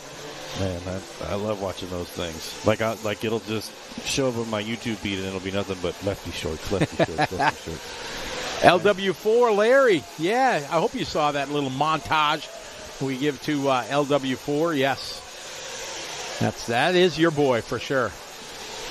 Well, look at him up here in the number 1 spot, 16:10:29. He's on a 16-lap pace along with Paul Ciccarello. Jacob in the number. Oh, make that. Ciccarello now moving to the top here on lap number 2, 40.0. Jacob going 40.3, 40.2 for Donato. Larry at a 41.8. Very close. Ben Humphrey, another part of the family from up there, the Humphrey family. Ben at 40.6. Robbie Darby at 41.9. Dylan Bartlett 40.9. This is group 6 of 10 here. Nitro Buggy. It's all we're running now for the rest of the week here. Just Nitro Buggy. Great shot there coming around that hairpin turn. Got the sun shining in from the shadows to the sun. Ooh. They come down the line across the start-finish line right now. This is Wade Peugeot back in the 9th spot. We're following him in that orange and white on white into the Holiday 5-pack, double and single. Over that big double, let's see. Wade's on a 15:10:38. As a reminder, time to beat Joel 15:10:23. So it looks like the top 7 have got that covered. Donato on a 15:10:01 up in the number 1 spot. Got the hot lap of 39.6. Jacob on a 15:10:05. A lot of fast guys here in this heat, Scotty.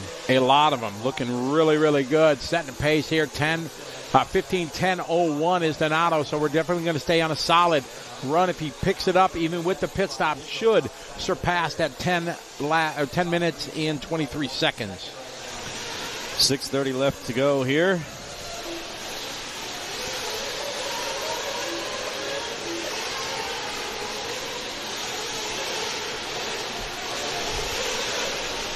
Cross the line, last time by, 39.6 for Donato.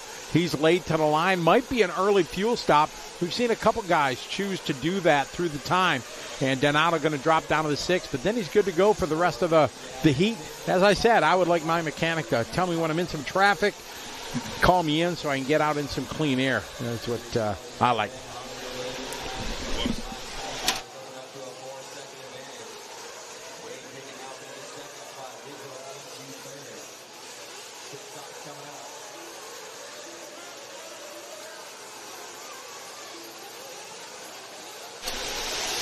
All right, Ben Humphrey now to the point.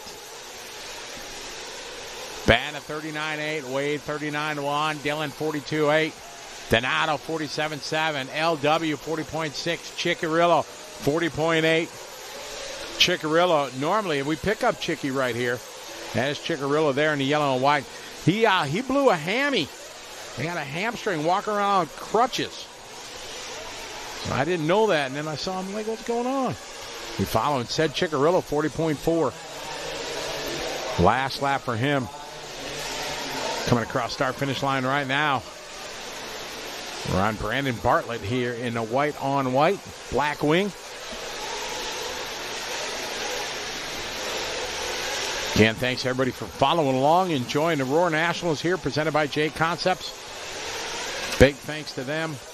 All the great sponsors that are helping put on the race. Also, track sponsors are Techno, J Concepts, Kyosho, Integrity RC Designs, ProTech, Team Coyote, Team Associated in One Army.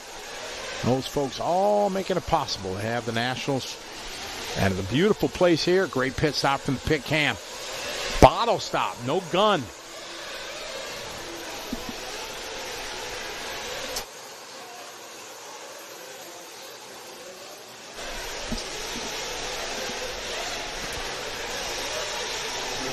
All right, Dylan Bartlett, year later.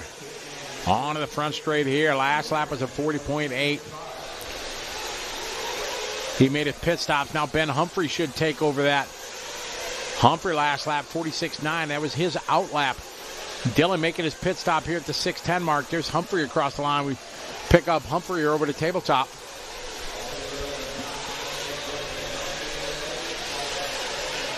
Into the Holiday 5-pack, double single. Oh, trouble in the back. Looks like maybe a flame out. Rut-row.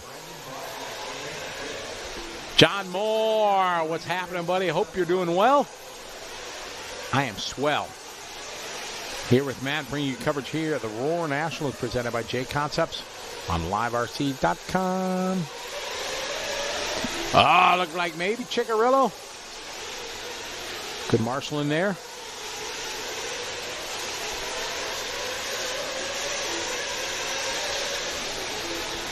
Wade, Paul, Ben, Jacob, Dylan. 3 minutes to go. 7 down, 3 to go.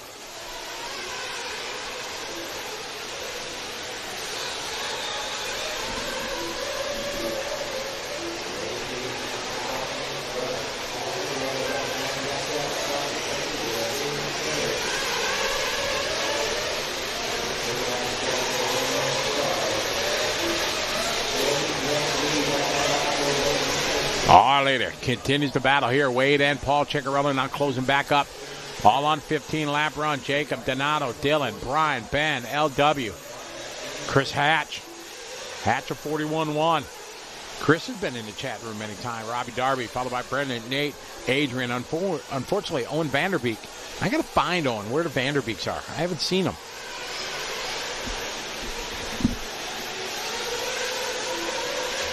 I'll check that out, John. Is that in Bookface? Oh, there we go. Wade, Paul, Donato. That is true. We had the Sausage King of Chicago was with us in the chat room earlier this week. So yes, that is appropriate.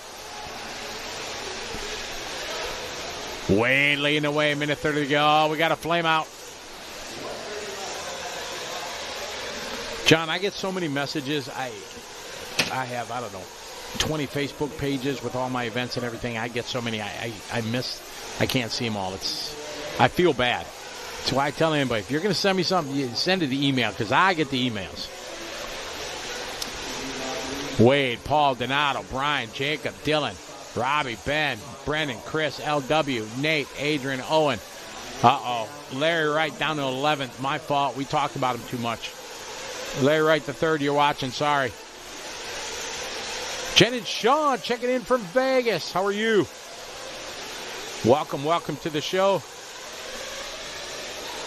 45 on the clock. Group 7 is up next. Wade leading the way. 15 and a 10-19. TQ time. 4 seconds under TQ.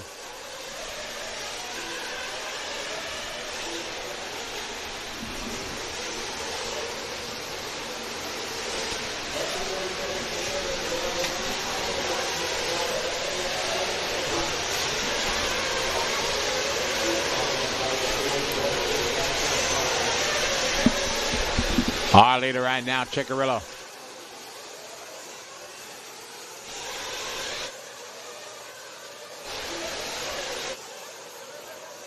Ciccarello now to the point. Wade, followed by Donato. Dylan.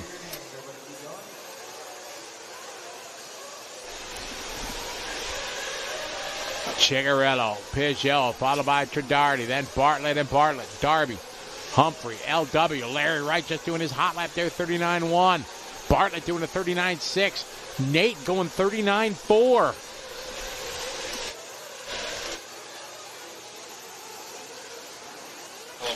Yeah, the tires are definitely, but this is what works this fast. Where'd you get the thing at the snack shop? No, my friend. Oh, I was gonna say.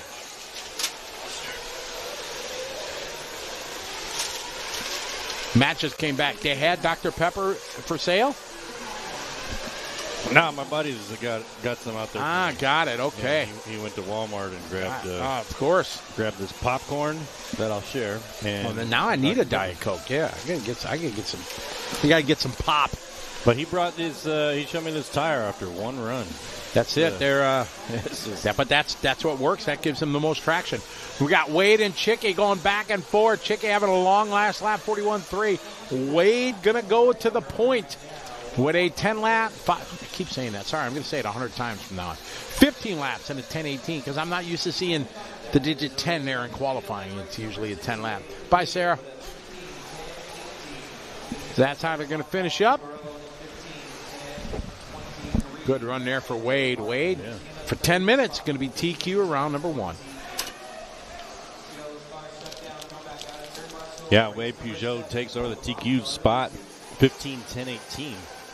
Paul Ciccarello at a number 2 overall on a 15-10-23. Dylan Bartlett finishes in 3. Donato in 4. Ben Humphrey, our top 5. Joel Rodriguez and Mario Rudy. Mario Rudy, that 15-10-26 is held on. Still in the number 4 overall, but it's held on for 2 heats. So I'm not sure what Mario's seating looked like, but... Oh, my. We say it. Abe, did you hear what I said not 4 minutes ago? Did you hear it? We have more royalty in the chat room. The Sausage King of Chicago, Abe Frobin, ladies and gentlemen, is with us. Yeah, there we go. What's up? Hope you're doing well. Sam, oil-treated tracks are awesome. We use them over in my Asian Buggy Championship Series. We do it on the Philippine Nationals that we ran in Manila. Then the track we're at in a couple weeks in Brisbane, Australia, Pine Hills, they use oil on a track, and it's awesome because the track doesn't blow out. The track stays not dusty. Tire wear is phenomenal. So it's a big plus for sure. If you can do it and you have the resources to do it, throwing down oil on the track, it's awesome. I first learned about it back in Thailand at the 2010 World Championships when Cody King took the win. Him and Hara had that epic battle And that's where I was first introduced to an oil-treated track, and it worked out outstanding. Here's a great shot of the A-Main Hobby starting grid for race number 7 as we start to get faster and faster drivers here. See, we got NFL former just bad Johnny Dude, Reggie Tung in this one. Reggie's awesome. Played with the Chiefs, the Seahawks. Huh? He's a Chief? Oh, yeah. 4 teams that he was. Yeah, Reggie. Yeah, Nate, a 10-scale 10-scale buggy driver that has worked his way here into the off-road world. Reggie Tung, I'm not sure where he lives. He's in Texas here. Oh, no, he's in Texas because, he comes to every local race. We have a track in San Antonio called Oatsified, or, Oatson. It's a backyard track at a guy's house, and incredible backyard track. And, Reggie Tung is a regular out there, so I get to see him a lot. He's just a cool cat. Fast. He played for the Chiefs, the Seahawks, the New York Jets, Oakland Raiders.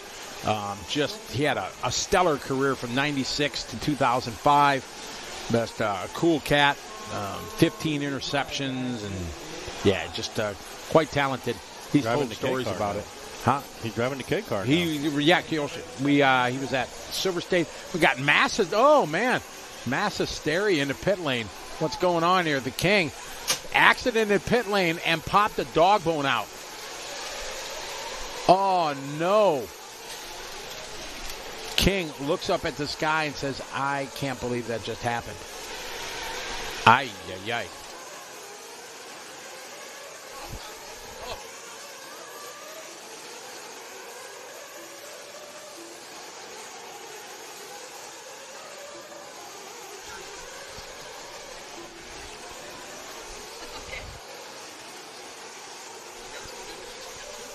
All right, 1 minute into this one. Taylor Peterson out front. The only one who's crossed the line so far, but with a 40.2. Ben Decker comes with a 40.9. Taylor Peterson. Now there's Nate Sutherland, 39.6.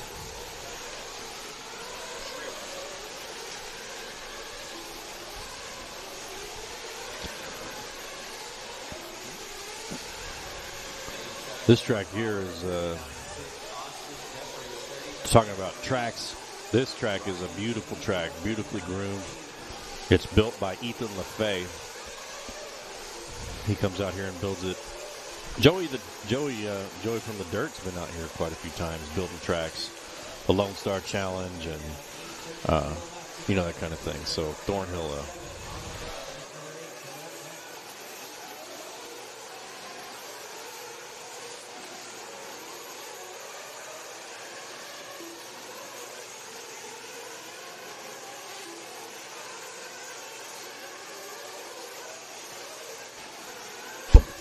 Yeah, Nate Sutherland, 10-scale buggy driver.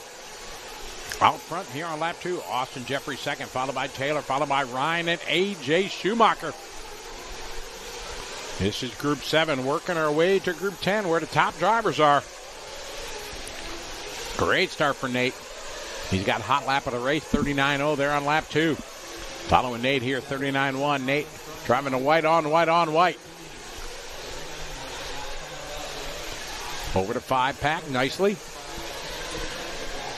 Overcooks a little bit on that back double. It's a tough section for sure. We've heard many of the drivers say that. Oh, we got a flame out there. We're following Nate around the racetrack.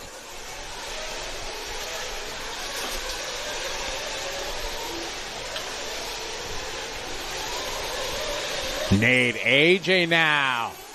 Going to 2, Trevor goes 3, Ryan 4, Austin, Trent, and Taylor Peterson. I wonder is that old school Taylor Peterson?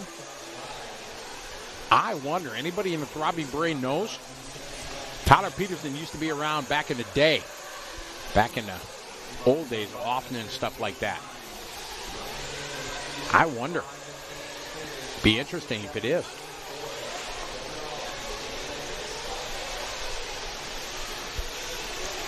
Randy Noob checking in from the Netherlands. Welcome to the party. Good to have you following along. Lefty says yes. Chad says it is all old school. Taylor Peterson.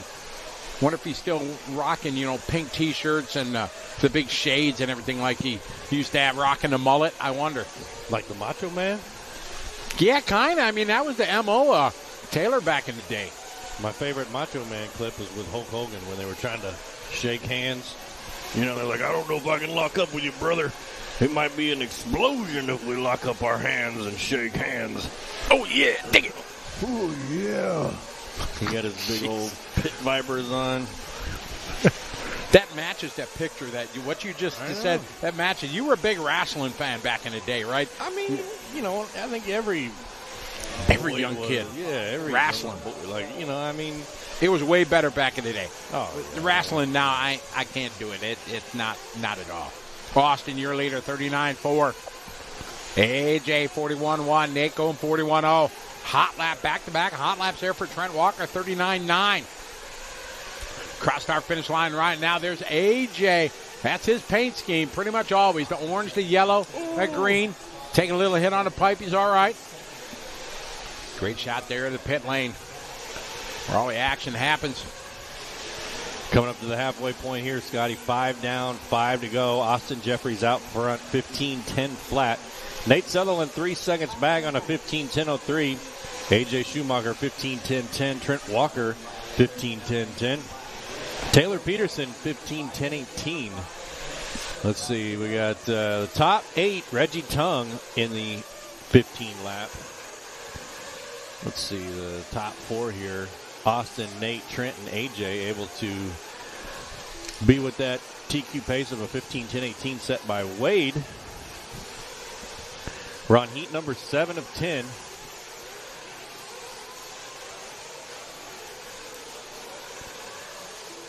Hot lap goes Nate Sutherland, 38.7. I mean, that's a pretty impressive lap, 38.7.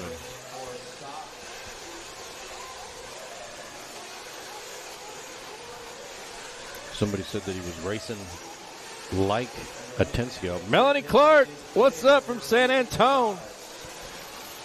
Hopefully you guys are having fun.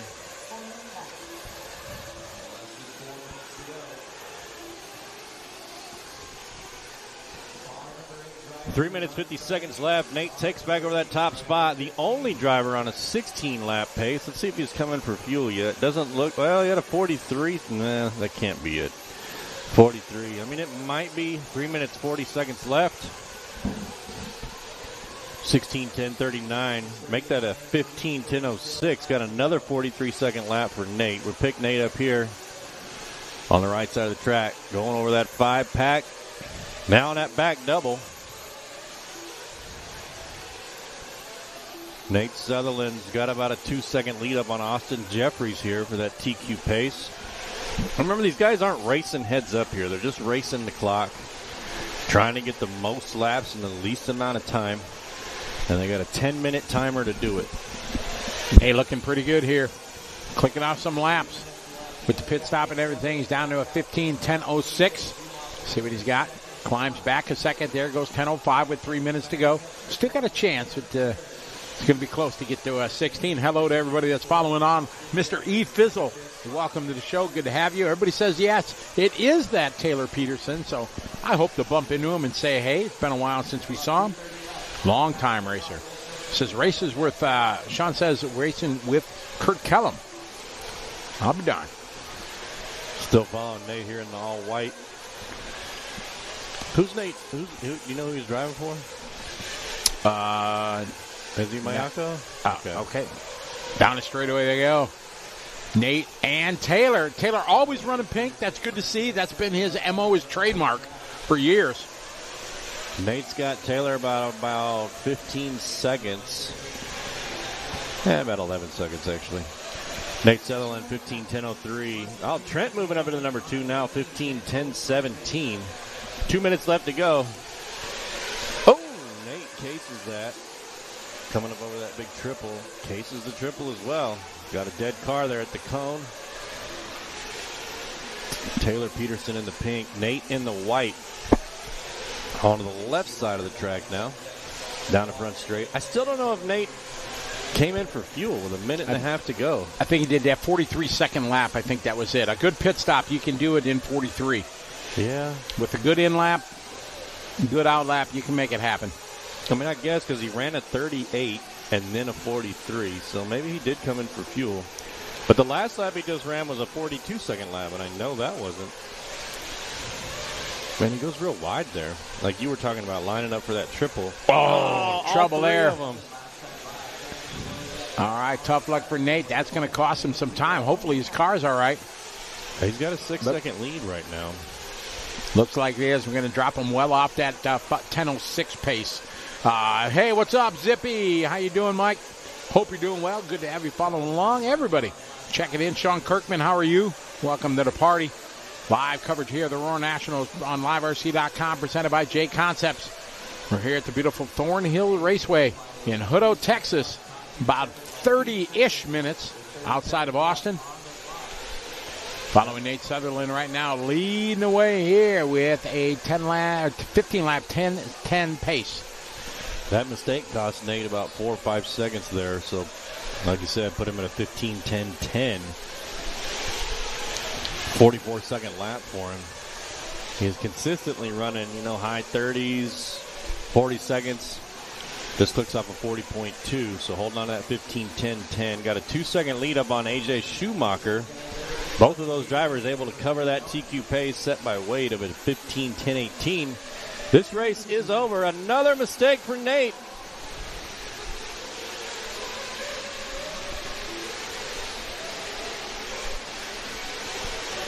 Comes Nate over this big triple. Oh, double single for Nate there.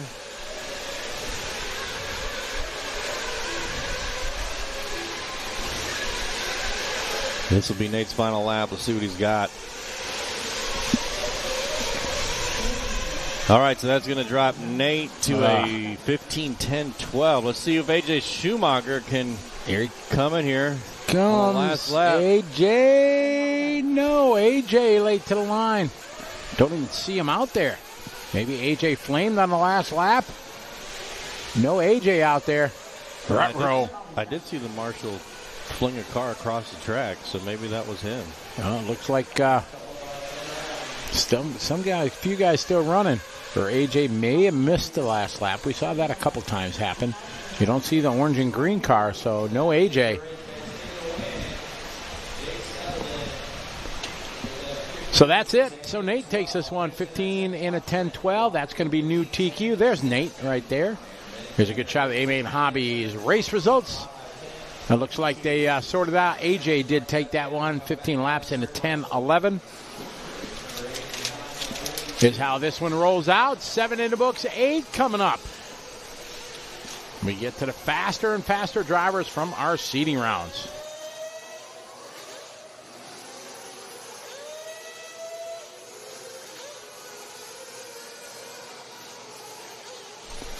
Anybody in the throbbing brain went out and saw the new Mission Impossible movie yet? I haven't yet, and I want to go see it. My movie theater is on an airplane, which is not the best, because I like to be immersed in the whole experience and have a tub of popcorn, you know what I mean? That's all part of it. And so I needed that. So I was talking to Davis, our producer. He's a big Mission Impossible fan. So am I. And I said, you got to do it. The new one's really good. So I need to. So that might be in Scotty's future. I don't know if it's still at the movie theater. I hope it is, because that might be a Monday night thing when I get home. My kids want to go see the How to Train Your Dragon. That doesn't sound interesting to me. I mean, it's a kid movie. Oh, okay. Maybe I'd take my granddaughters there, but yeah, they would love it. Mission Impossible? Probably not so much. Yeah, not so much.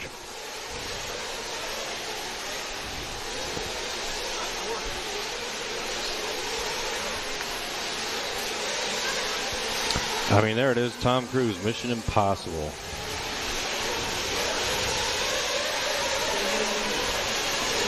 On the old Fandango. So, yeah, like the... Yeah, it's still in the movie. I mean, it's at the movie theaters at my house. It's only that's good. Once a day. Okay. You know? Might have to look that up and see if it's available. It'd be cool. How about the drive-in? You got a drive-in theater near you? No, I was a big drive-in fan, too. We have a drive-in in a city called New Braunfels, Texas, which is north of San Antonio.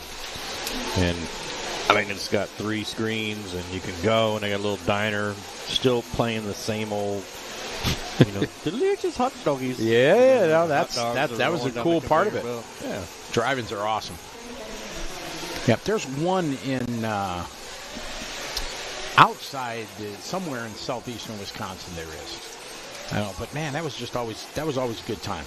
When you're a kid, first movie was kid-oriented, and then the second one was not. It was like R-rated. So Dad always put us in the back seat. Go to sleep. Go to sleep. Exactly. So this place by me, they don't have the speakers anymore. But still, So what are you playing on your AM radio, your FM radio on the car? Radio, yeah. Or you can bring a boombox. Sure. Boombox. Yep.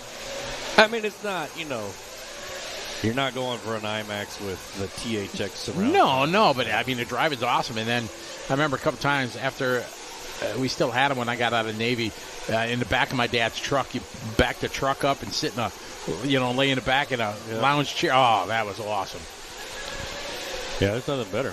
And I got this big, giant playground that my kids will get on. Well, my youngest anyway. I remember when we were in high school, I was a good boy. I never did anything wrong. I never got in trouble. I never skipped school, because I was worried my dad was just going to beat me down. And so one time we want to go to the drive-in, typical story, young kids. We put my brother in the trunk of the car trying to sneak in because we didn't have money, and we got caught when we got in. And we thought our lives were done. We didn't have money. We were, I don't know, we ended up being like 50 cents short.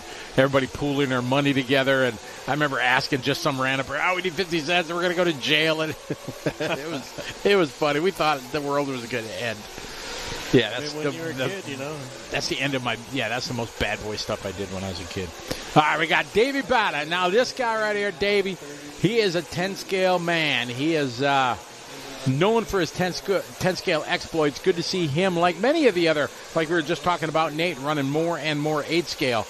And he's doing really, really well. I was watching a couple of his seeding rounds, and they used top 3 laps, which is really tough.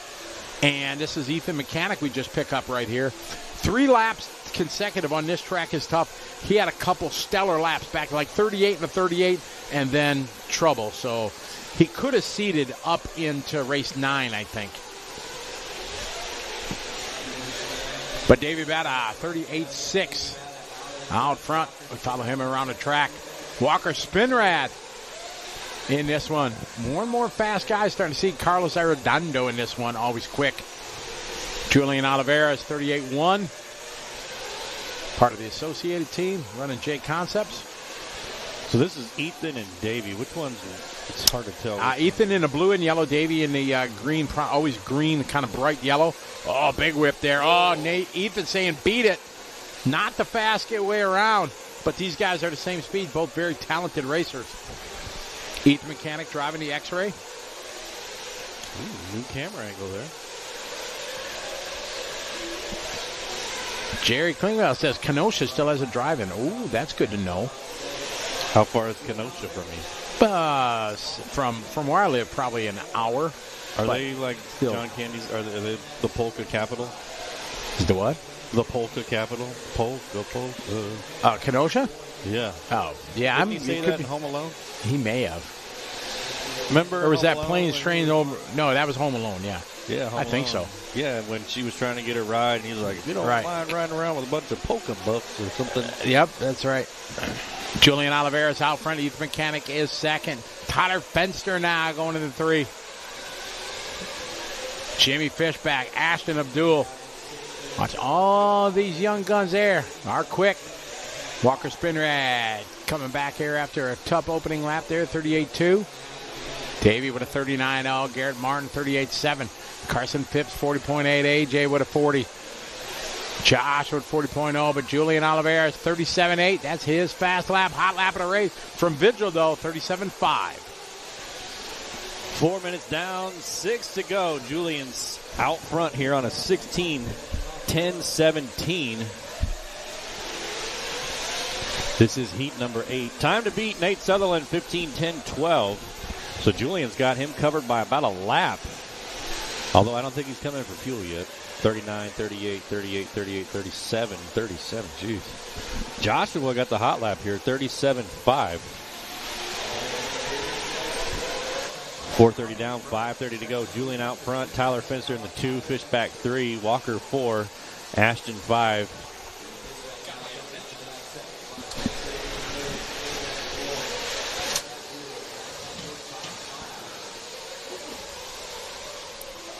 Got some fans out in the chat for Davey.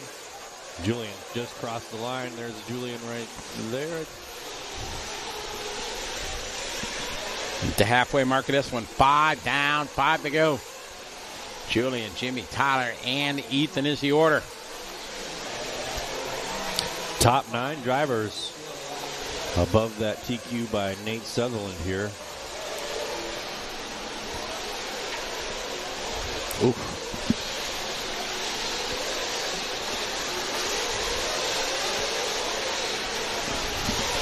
Julian at time, 38.8. Cross start finish line. Following said Julian, 38.1 that time, 16-10-15. First one to look like he's going to get a 16-lap run. Looks like he's got the Lex handling. It must be that. He has not pitted yet, so that pace is going to drop down to 10:25 or so once he comes out of the pits. Well, he got the tire wiggle game for sure. Oh, no, the triple. Oh, gets a little help there from that other driver. Keeps him on all fours. Didn't lose much time there. Almost had to get marshaled. See if Julian's going to come in this time now, and he's peeling in for fuel. See the speed bumps coming into that pit lane. Makes it very challenging. Oh, they got Lance on it. Lance making a trip here, doing some pitting for Julian. Ryan Lutz. Good stop there for Lance.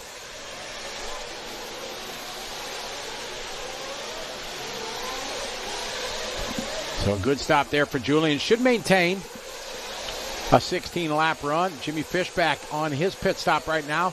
See what kind of pace Jimmy has on his out lap. Double singles there on that triple. 3:15 left to go on this one.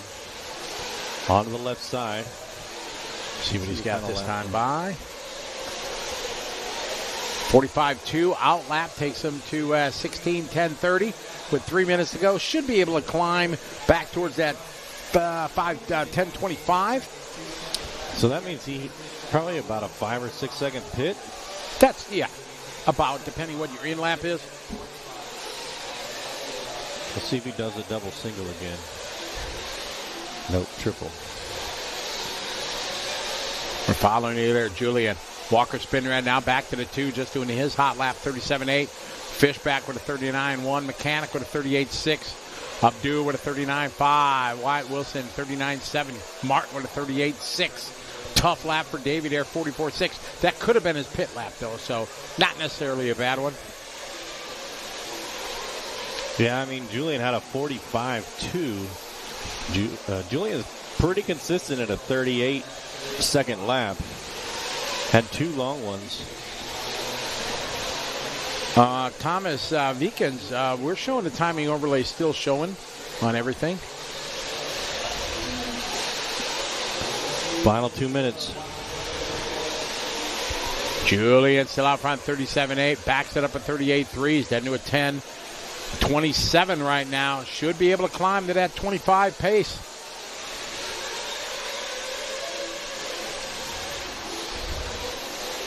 Spinrad, 3 seconds back. Spinrad's going to be making a trip to Brisbane, Australia with us here in a couple weeks. Going to run our Asian Buggy Championship. He had a good time down there. Ran very, very well against all the Aussies and Kiwis. Minute 20 to go. Julian, Walker, Ethan, Jimmy, and Ashton Abdul. Cross the line this time by 37.7 down to the 10.25. Maybe get another second out of it. We'll see. Right. Putting in some consistent laps, that's for sure. Nice on the downside there. Final minute. So he's got this one, maybe. Maybe 2 more. Nice triple for him.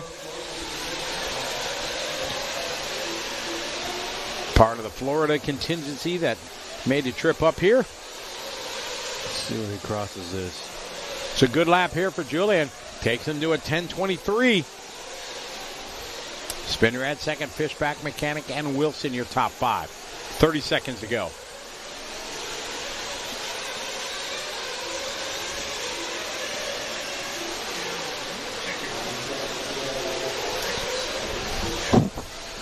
Julian's hot lap, 37.6.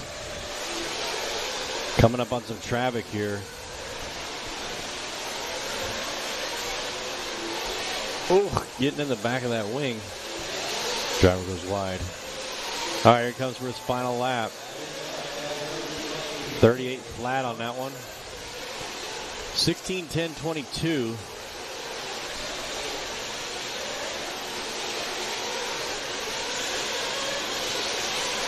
Walker in the 2, Jimmy 3, Ethan 4, Ashton 5, Davey in the 6, Wyatt 7, Garrett 8, AJ in the 9, Tyler Brown in the 10. Julian, 22, 16 lap, 10:22. This is a solid one. This is a seesaw, if you will, between top 3 heats. Julian, another one that just had a couple good seating laps and then couldn't string 3 together. Julian, another guy. Most of these guys definitely could put it in the B group of this one as this one's winded down. I mean, he might with that time, 16:10.23. 6 seconds up on the closest person in second, Walker Spinrad. Julian started 9th in that sort. Finished first, 16:10.23. 2 guys left running out there, and they're trading paint. Fishback in the yellow. Here comes Carson. This one's in the books. Looks like Vigil's not going to finish. So Julian sets a pace. 16 laps in a 10:23. Solid run for him. Here's a good shot of the A-Main Hobbies race results as we're into our B group up next.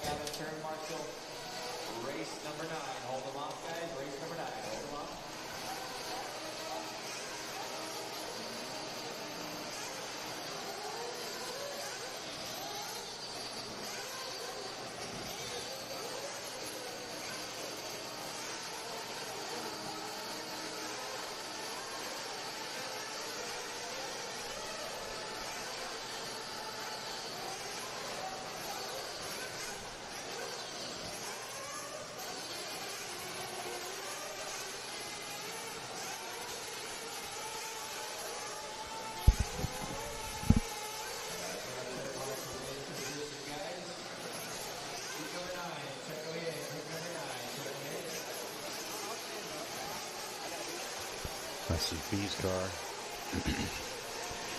All right, this one we got Frankie Cavallari, Spencer Heckert, Tebow, Fee, Ryan Lutz, Adam Drake, Cole Ogden, David Olson, Caden Fuller, Ethan LaFay, Tyler Hooks, Cole Caston, Dylan Caldwell, and Dalton Balboa.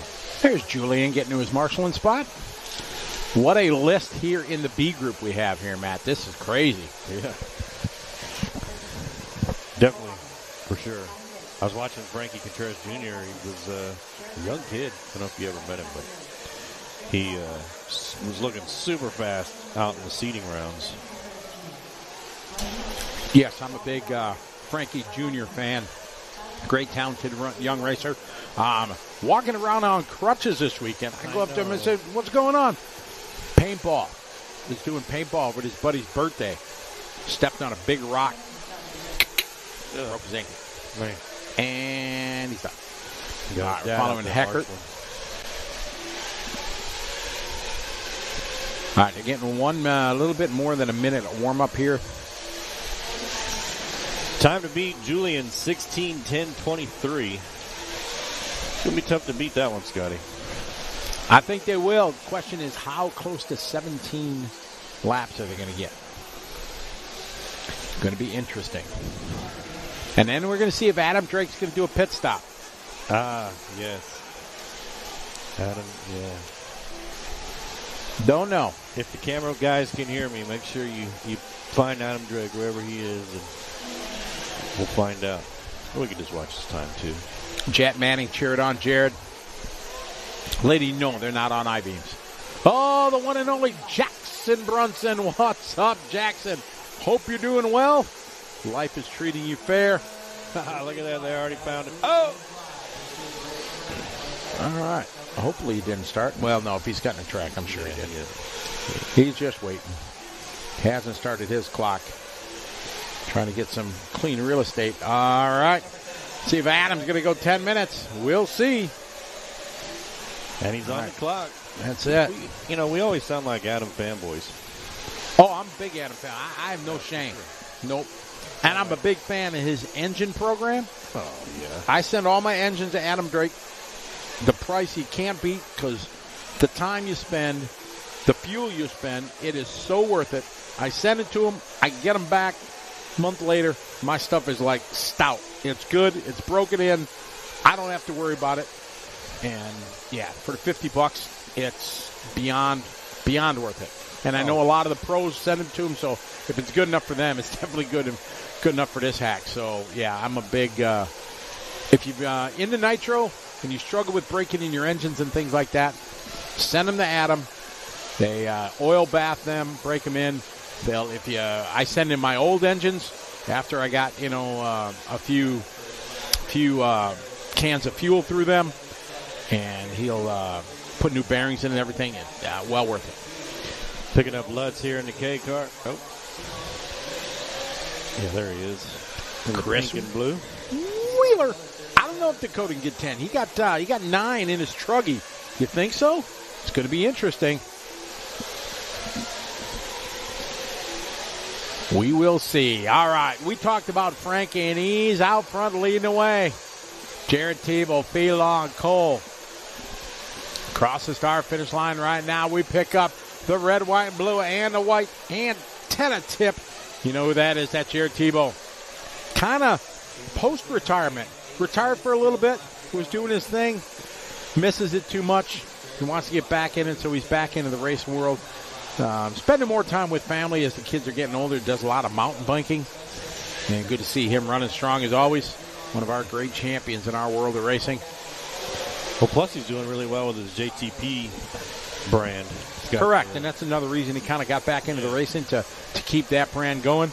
He's got a nice little store set up here for people. See, a lot of people buying diff oil because they've been going through some diff oil. This is Frankie right here, Frankie Contreras Jr. He's on the left side of the track now. Coming through the start-finish line, let's see, 37.6. Frankie's got the hot lap of this heat, 37 flat. And I question if we were going to get 17-lap runs. I'm definitely thinking because we're on a 16-10 flat right now. And he's still going to pit, so that's going to, drop him back on the pace. He'll lose about 10 to 12 seconds slowly get back to where it was.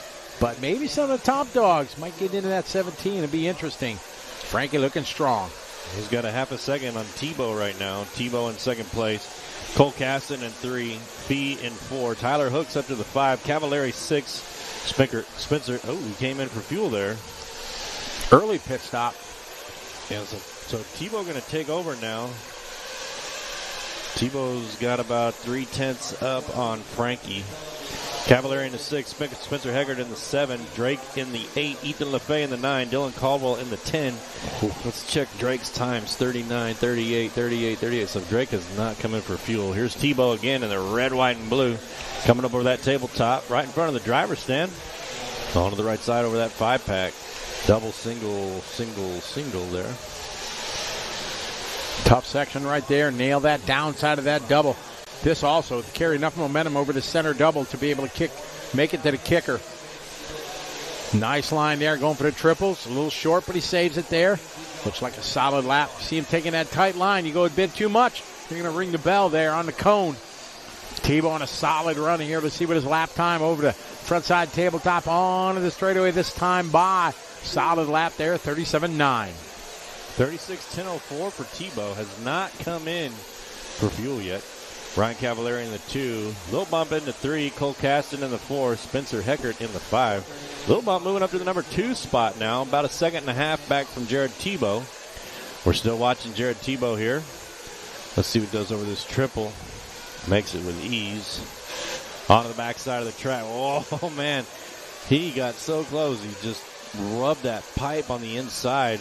Couldn't get any closer than that.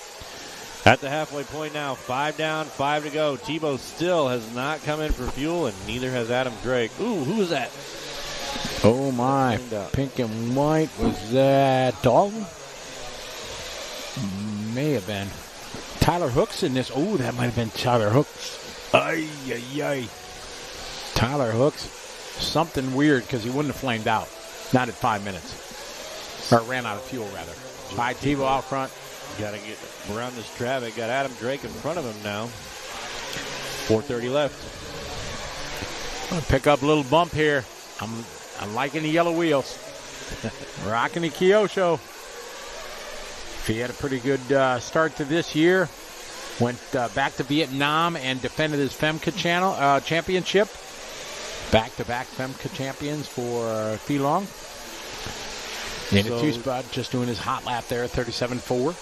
Tebow with less than a tenth on Little Bump here, but Jared Tebow just came in for fuel. Little Bump has not come in for fuel yet. 4 minutes left to go. Let's see what he does here. Maybe this lap he'll come in. Coming up over this triple. Got another car flamed out there that Marshall was holding. Wheeler, you know all about the yellow wheels, right? Yep, you're with me. Me too. I'm all about yellow. Red and yellow, baby. All right, Little Bump staying out there. Last time by 37.4. Backs it up with another 37.4. Got 3:30 to go, so we expect him in anytime. Next couple laps. Cavalieri is second. Frankie Contreras. They're separated right now. Got about 4 seconds between the top 3. Tebow is in 4. Again, that's going to change when the other guys pit. Heckert having a good run. Then Caston, followed by Adam Drake. Adam back in the 7th spot. Has not pitted yet. So Cavalieri hasn't pit yet either. So I think that once... Oh, Fee's got to get around all that traffic. Man, tough break for Fee there. Was on a really good run. Got to come in for fuel here. Maybe not. Ryan Cavalieri in the number 2 has not come in for fuel either. Frankie has. Also has Tebow. Frankie's got about a 1 second lead up on Tebow. So if Fee and Ryan Cavalieri both come in, Frankie will move to the number 1 spot. Oh, we got, here we go. Looks like Cavalieri coming in for fuel. Paco Ivan in there on a grab. Oh, that was a factory pit stop right there. Splash and go because they got 7.5. They only need 3 minutes worth of fuel. So that was a good stop there for Ivanen. Yeah, they only need half a tank. Fee staying out. Fee at 7:45 on the clock now. I mean, maybe he's going to try to go for it. Let's check Adam Drake's time. Oh, Drake's got a 45-second lap there. I don't know if that was fuel or not. Fee on the bottom. Cavalieri on top. Oh, looks like Hooks might be out again. I saw Marshall carrying a pink and white car there. Let's see what Lil Bump does here on this one. Ryan Cavalieri in the number 4 spot. So Frankie moving up 1. Jared Tebow moving up 1. Fee staying out. I mean, a minute and a half now left on the clock. So Fee's been out there for 8.5 minutes. See if he can go 9. If he doesn't pit this time, we know he's going 10. So we're just following Lil Bump now. Lil Bump with a 37.2 hot lap. Right now, Lil Bump's got about a 2.5 second lead on the field. Frankie in the number 2. Jared Tebow in the 3. Ryan Cavalieri in the 4. Heckert in the 5.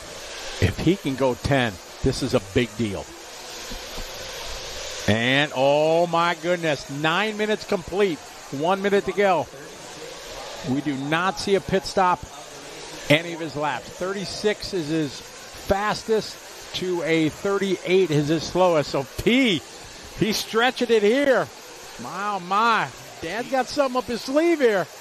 He just set the hot lap. 36.5 Oh, for a Little Bump. This would be a game changer if anybody can go 10 minutes. My, come on, Fee. Pull it off, buddy. Pull that trigger easy. A little whip out of the staircase. See, he's staying out there. Pull it easy. 14 in. He's got 2 laps to go. Does he have the fuel? Oh, my. Oh, my. Coming up over that 5-pack. On 2 wheels there. Cannot afford a wreck. He can't, no. If he flips over, that could be it for his fuel consumption. He's going to be on vapors. Oh, my. Here it is, 10 minutes. That little... Double single scaring us there. He's still got something in the tank there. He's definitely... a lap and a quarter off. Man.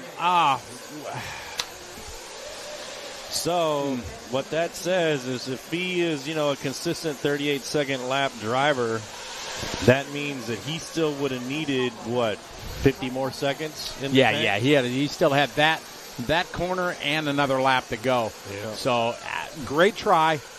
A bold move, Cotton, sure. A bold move, Cotton, to be able to do that. Try it in the first qualifier. But you got 3 more to go. But what a try there from Fee. That was pretty outstanding. But unfortunately, he's going to go from the front to the back as he's down to 11th overall. Ooh-wee. If he could have held it, it would have been a 16:10:05. Oh, and that would have been the top 10. There's no doubt about it. Wow. That was a good try. Let's see if Drake. We saw Drake with a 45. It's on lap 2. He had a 45. Oh, maybe, I don't know. We didn't see it. Yeah. Man, that was a bold move. But he's still got 3 more to go.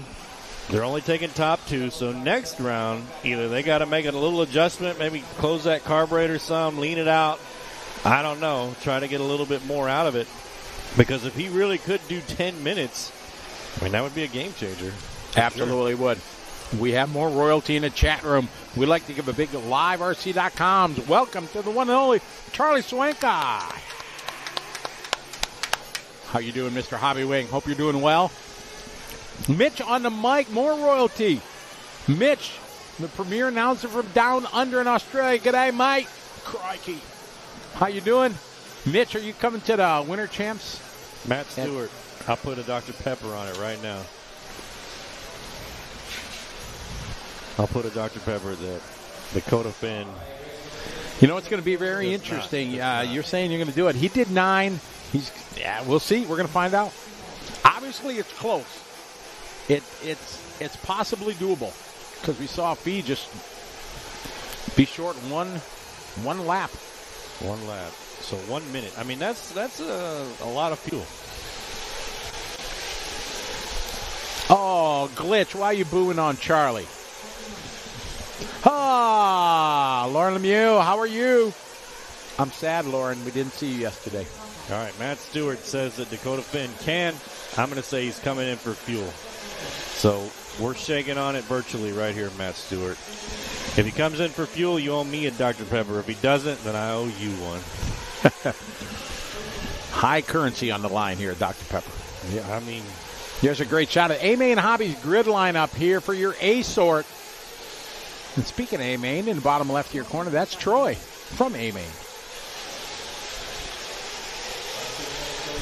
Charlie, wife of Paul, yes. Justin's got a point. This track is too big and flowy that you're always on the throttle here. Big check-in. Jonathan Young checking in from Hong Kong. How you doing? Doing well. Looking forward to seeing you. Jonathan, are you coming to Australia? I think you said you're going to Jakarta with us in September, right? I couldn't remember. All right, who we got in this one? Dakota Finn, Chase Lemieux, Tater Sontag, Seth Van Dalen, Mason Fuller, Jermaine Robinson, B. Rose, Camden Lime, Spencer Rivkin, Ryan Mayfield, Lee Setzer, Jonah Wilson, Aiden Horn, Jared Wiggins, and Joey Bourdon here in Heat 10 of 10 of qualifier number 1. All right, we are getting ready to rock and roll. Yes, did you know Charlie won the 2004 19th turn of the Reedy Race of Champions in Tour Car? Yes, there he Charlie is a champion. All right, we're following Dakota here at the start of this one. 2 national championships added to his long and distinguished resume. And here come Dakota across the line, starting his 10-minute clock. We'll see. Some people say yay. Some people say nay. He's going to go 10. We'll find out. I mean, he could get close. Dakota Finn is one of those guys who's got a very, very good fuel management, fuel, whatever you want to call it, fuel program. I'm not laughing at what you're saying. I love this. Aaron, I'm checking in from the work bathroom. All right. A great shot there down the staircase through the sun. That was cool. He must be getting paid by the hour. That's it. All right. Across the line, Dakota 37-7. Sontag 37-7. Wiggins 38-0. Through the Holiday 5-pack you go. Double, single. Perfect on the downside there. 37-7 for Dakota Finn's first lap. Looks like Lee Setzer got the hot lap so far, 37-2. I mean, Dakota Finn with the most momentum this weekend, Scotty. E-Buggy champ and Nitro truck champ. Absolutely, he is. A big shout-out, Chloe Finn. Hi, Chloe. How are you? Hope you and Dax and the whole family doing well. Good to have you following along. I'm sure you heard me go crazy last night, calling that final couple laps. That was one for the record books. It was an amazing run. We pick up B. Rose, the other national champion from yesterday, getting his first, and the sweetest one for sure. The first is the hardest to get, and he earned it, keeping Fend and Mayfield behind him. Well, right now, B. Rose out front here, 17-10-28. We got two drivers on a 17-lap pace, and that is our two national champions, B. Rose and Dakota Finn. Rose got about a second lead up on Dakota Finn right now. Rose got the hot lap, 36-5. Rose in the all green, coming in front of the driver's stand. Mayfield seated 10th. Trouble for Rose, but he sticks it. Marshall was on it. Right there, yeah. Mayfield, like I said, seated 10th up to the 3 spot right now. Sontag, Lemieux, Setzer, Horn, Fuller, Rivkin, Van Dalen, Wiggins, Bourdon, Lime, and Wilson. This is probably going to put Rose down to the 5th or 6th spot here when he comes across the line. We'll see. Big shout out, Logan Toya checking in from New Zealand. Welcome to the party. Hope you're doing well, you and the family. Good to have you follow along. U.S. National Championships here at Thornhill, presented by J Concepts here on LiveRC.com. These guys all bunched up. We're back to picking up Fend. Oh, very wide there with a kicker. Loses a little bit, having to go wide there, but he gathers it back up. He is right there on front, 36-4, hot lap in the field, that time by 6:40 to go. Big question is he going to pit, or is he going to stretch it out and try to go the full run? Hey, you know whose opinion we need to get is Chloe's. Chloe, what do you think? Are you willing to put a Dr. Pepper on it? Will Dakota pit, or will he not pit? That is the question. Right now, Dakota Finn out front, 17-10-31 with a 1-second lead up on Ryan Mayfield. Mayfield across the start-finish line right there. 37-3 on that lap from Mayfield. Closes the gap by 1/10 of a second. Charlie, no, this is the only round of qualifying today. We'll do 3 tomorrow and lower mains. It's Dakota out front, 36-6 that time. Sontag 36-9, 2 seconds back, 4 minutes in as we pick up Mr. Mayfield. Like I said, seated 10th up here in the 3 spot right now, 1.8 out of the lead. Rose behind him and Setzer. Lee Setzer looking really strong, getting that Sparkle ride dialed in. Seated 11th here in the top 5 right now. Good to see Lee. We continue to follow Mayfield. Mayfield got Chase Lemieux right behind him. Chase Lemieux on a 16-10-08. Mayfield on a 17-10-37. Sontag taking over that number 2 spot. Oh, Mayfield coming up short. Tough luck there for Ryan. That's going to drop him way down there because these guys are so close. Here's Tater Sontag in the X-ray. Up over the triple. Dakota Finn with a 0.6 of a second lead on Tater. Tater Sontag, your reigning 2-wheel drive world champion. Electric Buggy, 10 scale. 36.7 that time for him. Wiggins looking strong here. 37.9. Rose with 36.7. Halfway point, Scotty. 5 down, 5 to go. Oh, man. Big jump there for Fenn. Landed it nicely. I don't know, Tim. I don't see any smoke coming out. So we're following Tater here in that pink and blue, rocking the X-ray on white wheels. No, that's not. That's Tater behind him, though. Fenn right now, 2/10 in front of Sontag. Just looks like a good lap here for Sontag. Another solid one, 37.4. See what Fenn's across the line this time by 36.9. Fenn 7/10 to the good. You saw Fenn coming in out of screen at the bottom of your screen. Tater Sontag looking strong. Fenn gains about 3/10 there on Sontag. He went in.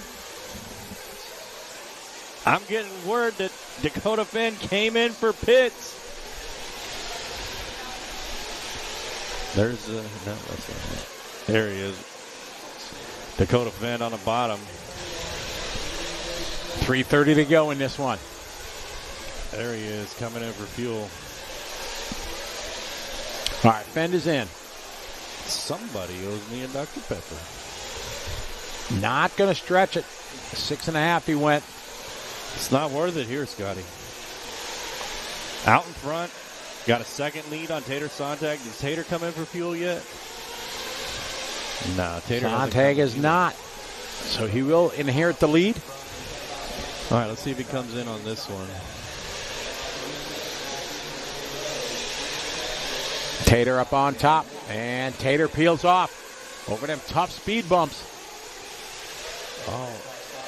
Oh, man, that was a splash and go right there. Maybe he did. Yeah, okay. Yeah, he had a rough lap there. So he had a long lap, and then he came in for a splash of fuel. B. Rose took over the top spot. No, never mind. So Sontag going to be leading it for now. We'll see what it looks like when he crosses the start-finish line. Picking up Dakota Fenn here. Dakota Fenn on a 16:10.03. Good enough to beat Frankie Contreras Jr.'s 16:10.07 by about 4 seconds. I want to take note of that. Contreras with a 10:07. Right now, there's only a few guys. So Frankie out of the B sort. Solid run to get a top 5. Very impressive. Well, there's only one right now, and that's Dakota Fenn. Correct. It'll pick up a little bit here as they all made their pit stop, so Frankie will probably drop a few more spots, but still, absolute solid run. Same with Tebow. Tebow did a 16:10.09. Tebow looking to get a top 10. Yeah, Tebow's currently sitting in top 5. Dakota Fenn in the number 1. Brandon Rose now number 2. Sontag 3. Van Dalen 4. Wiggins in the 5. Still following Dakota Fenn around. Buck 30 on the clock. 16:10.02. Dakota Fenn's got about 3 more laps to go here in this heat. Sontag now up to the number 2. B. Rose with a long lap. Drops to number 6. So Dakota Fenn's got a 5-second lead now up on Sontag.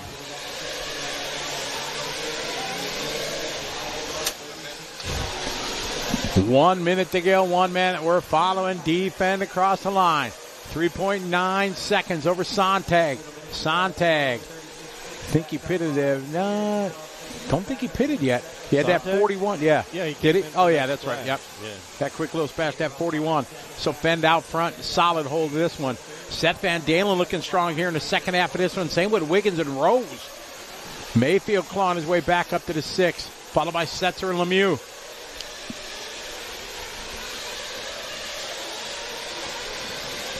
And Dakota. 1, 2, 3, 4 seconds. How far back was Sontag? Dakota may still do it. Sontag was about 4 seconds back. We'll see where he's at when he crosses the line. Dakota on his final lap. Sontag on his final lap.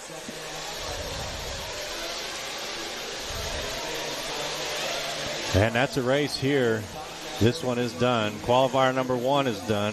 Driver's going to finish their lap. Oh, nice. Okay.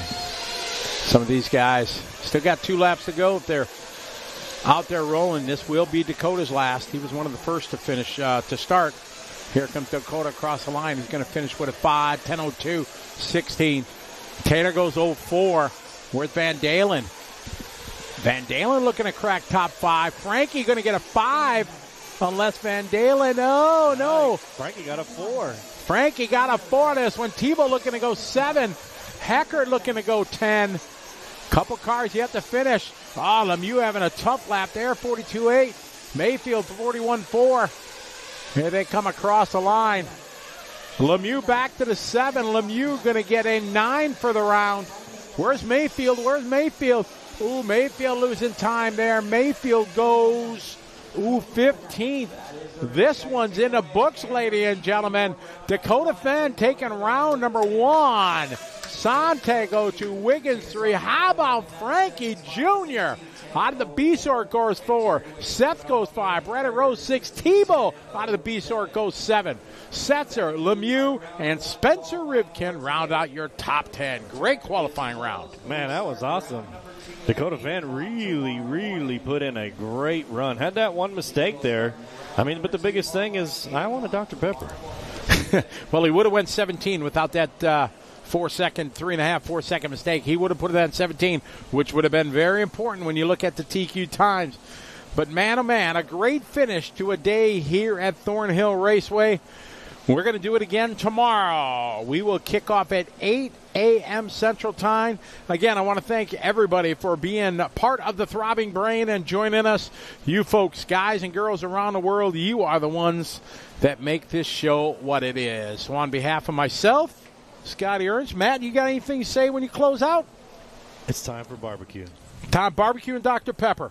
There you go. That's what he wants. So on behalf of everybody here on Live RC, we want to give a shout-out to J Concepts for their title sponsor of the big show. Also want to thank our track sponsors, fine folks at Techno RC, Kyosho, Integrity, RC Designs, ProTech, Team Coyote, Team Associated, and One Army. We are going to do it again tomorrow. Same time, same channel, 8 a.m. We'll continue round number 2 of qualifying here from Thornhill Raceway in Hutto, Texas. Have a good night, a good morning, good afternoon, wherever you are. We'll see you tomorrow.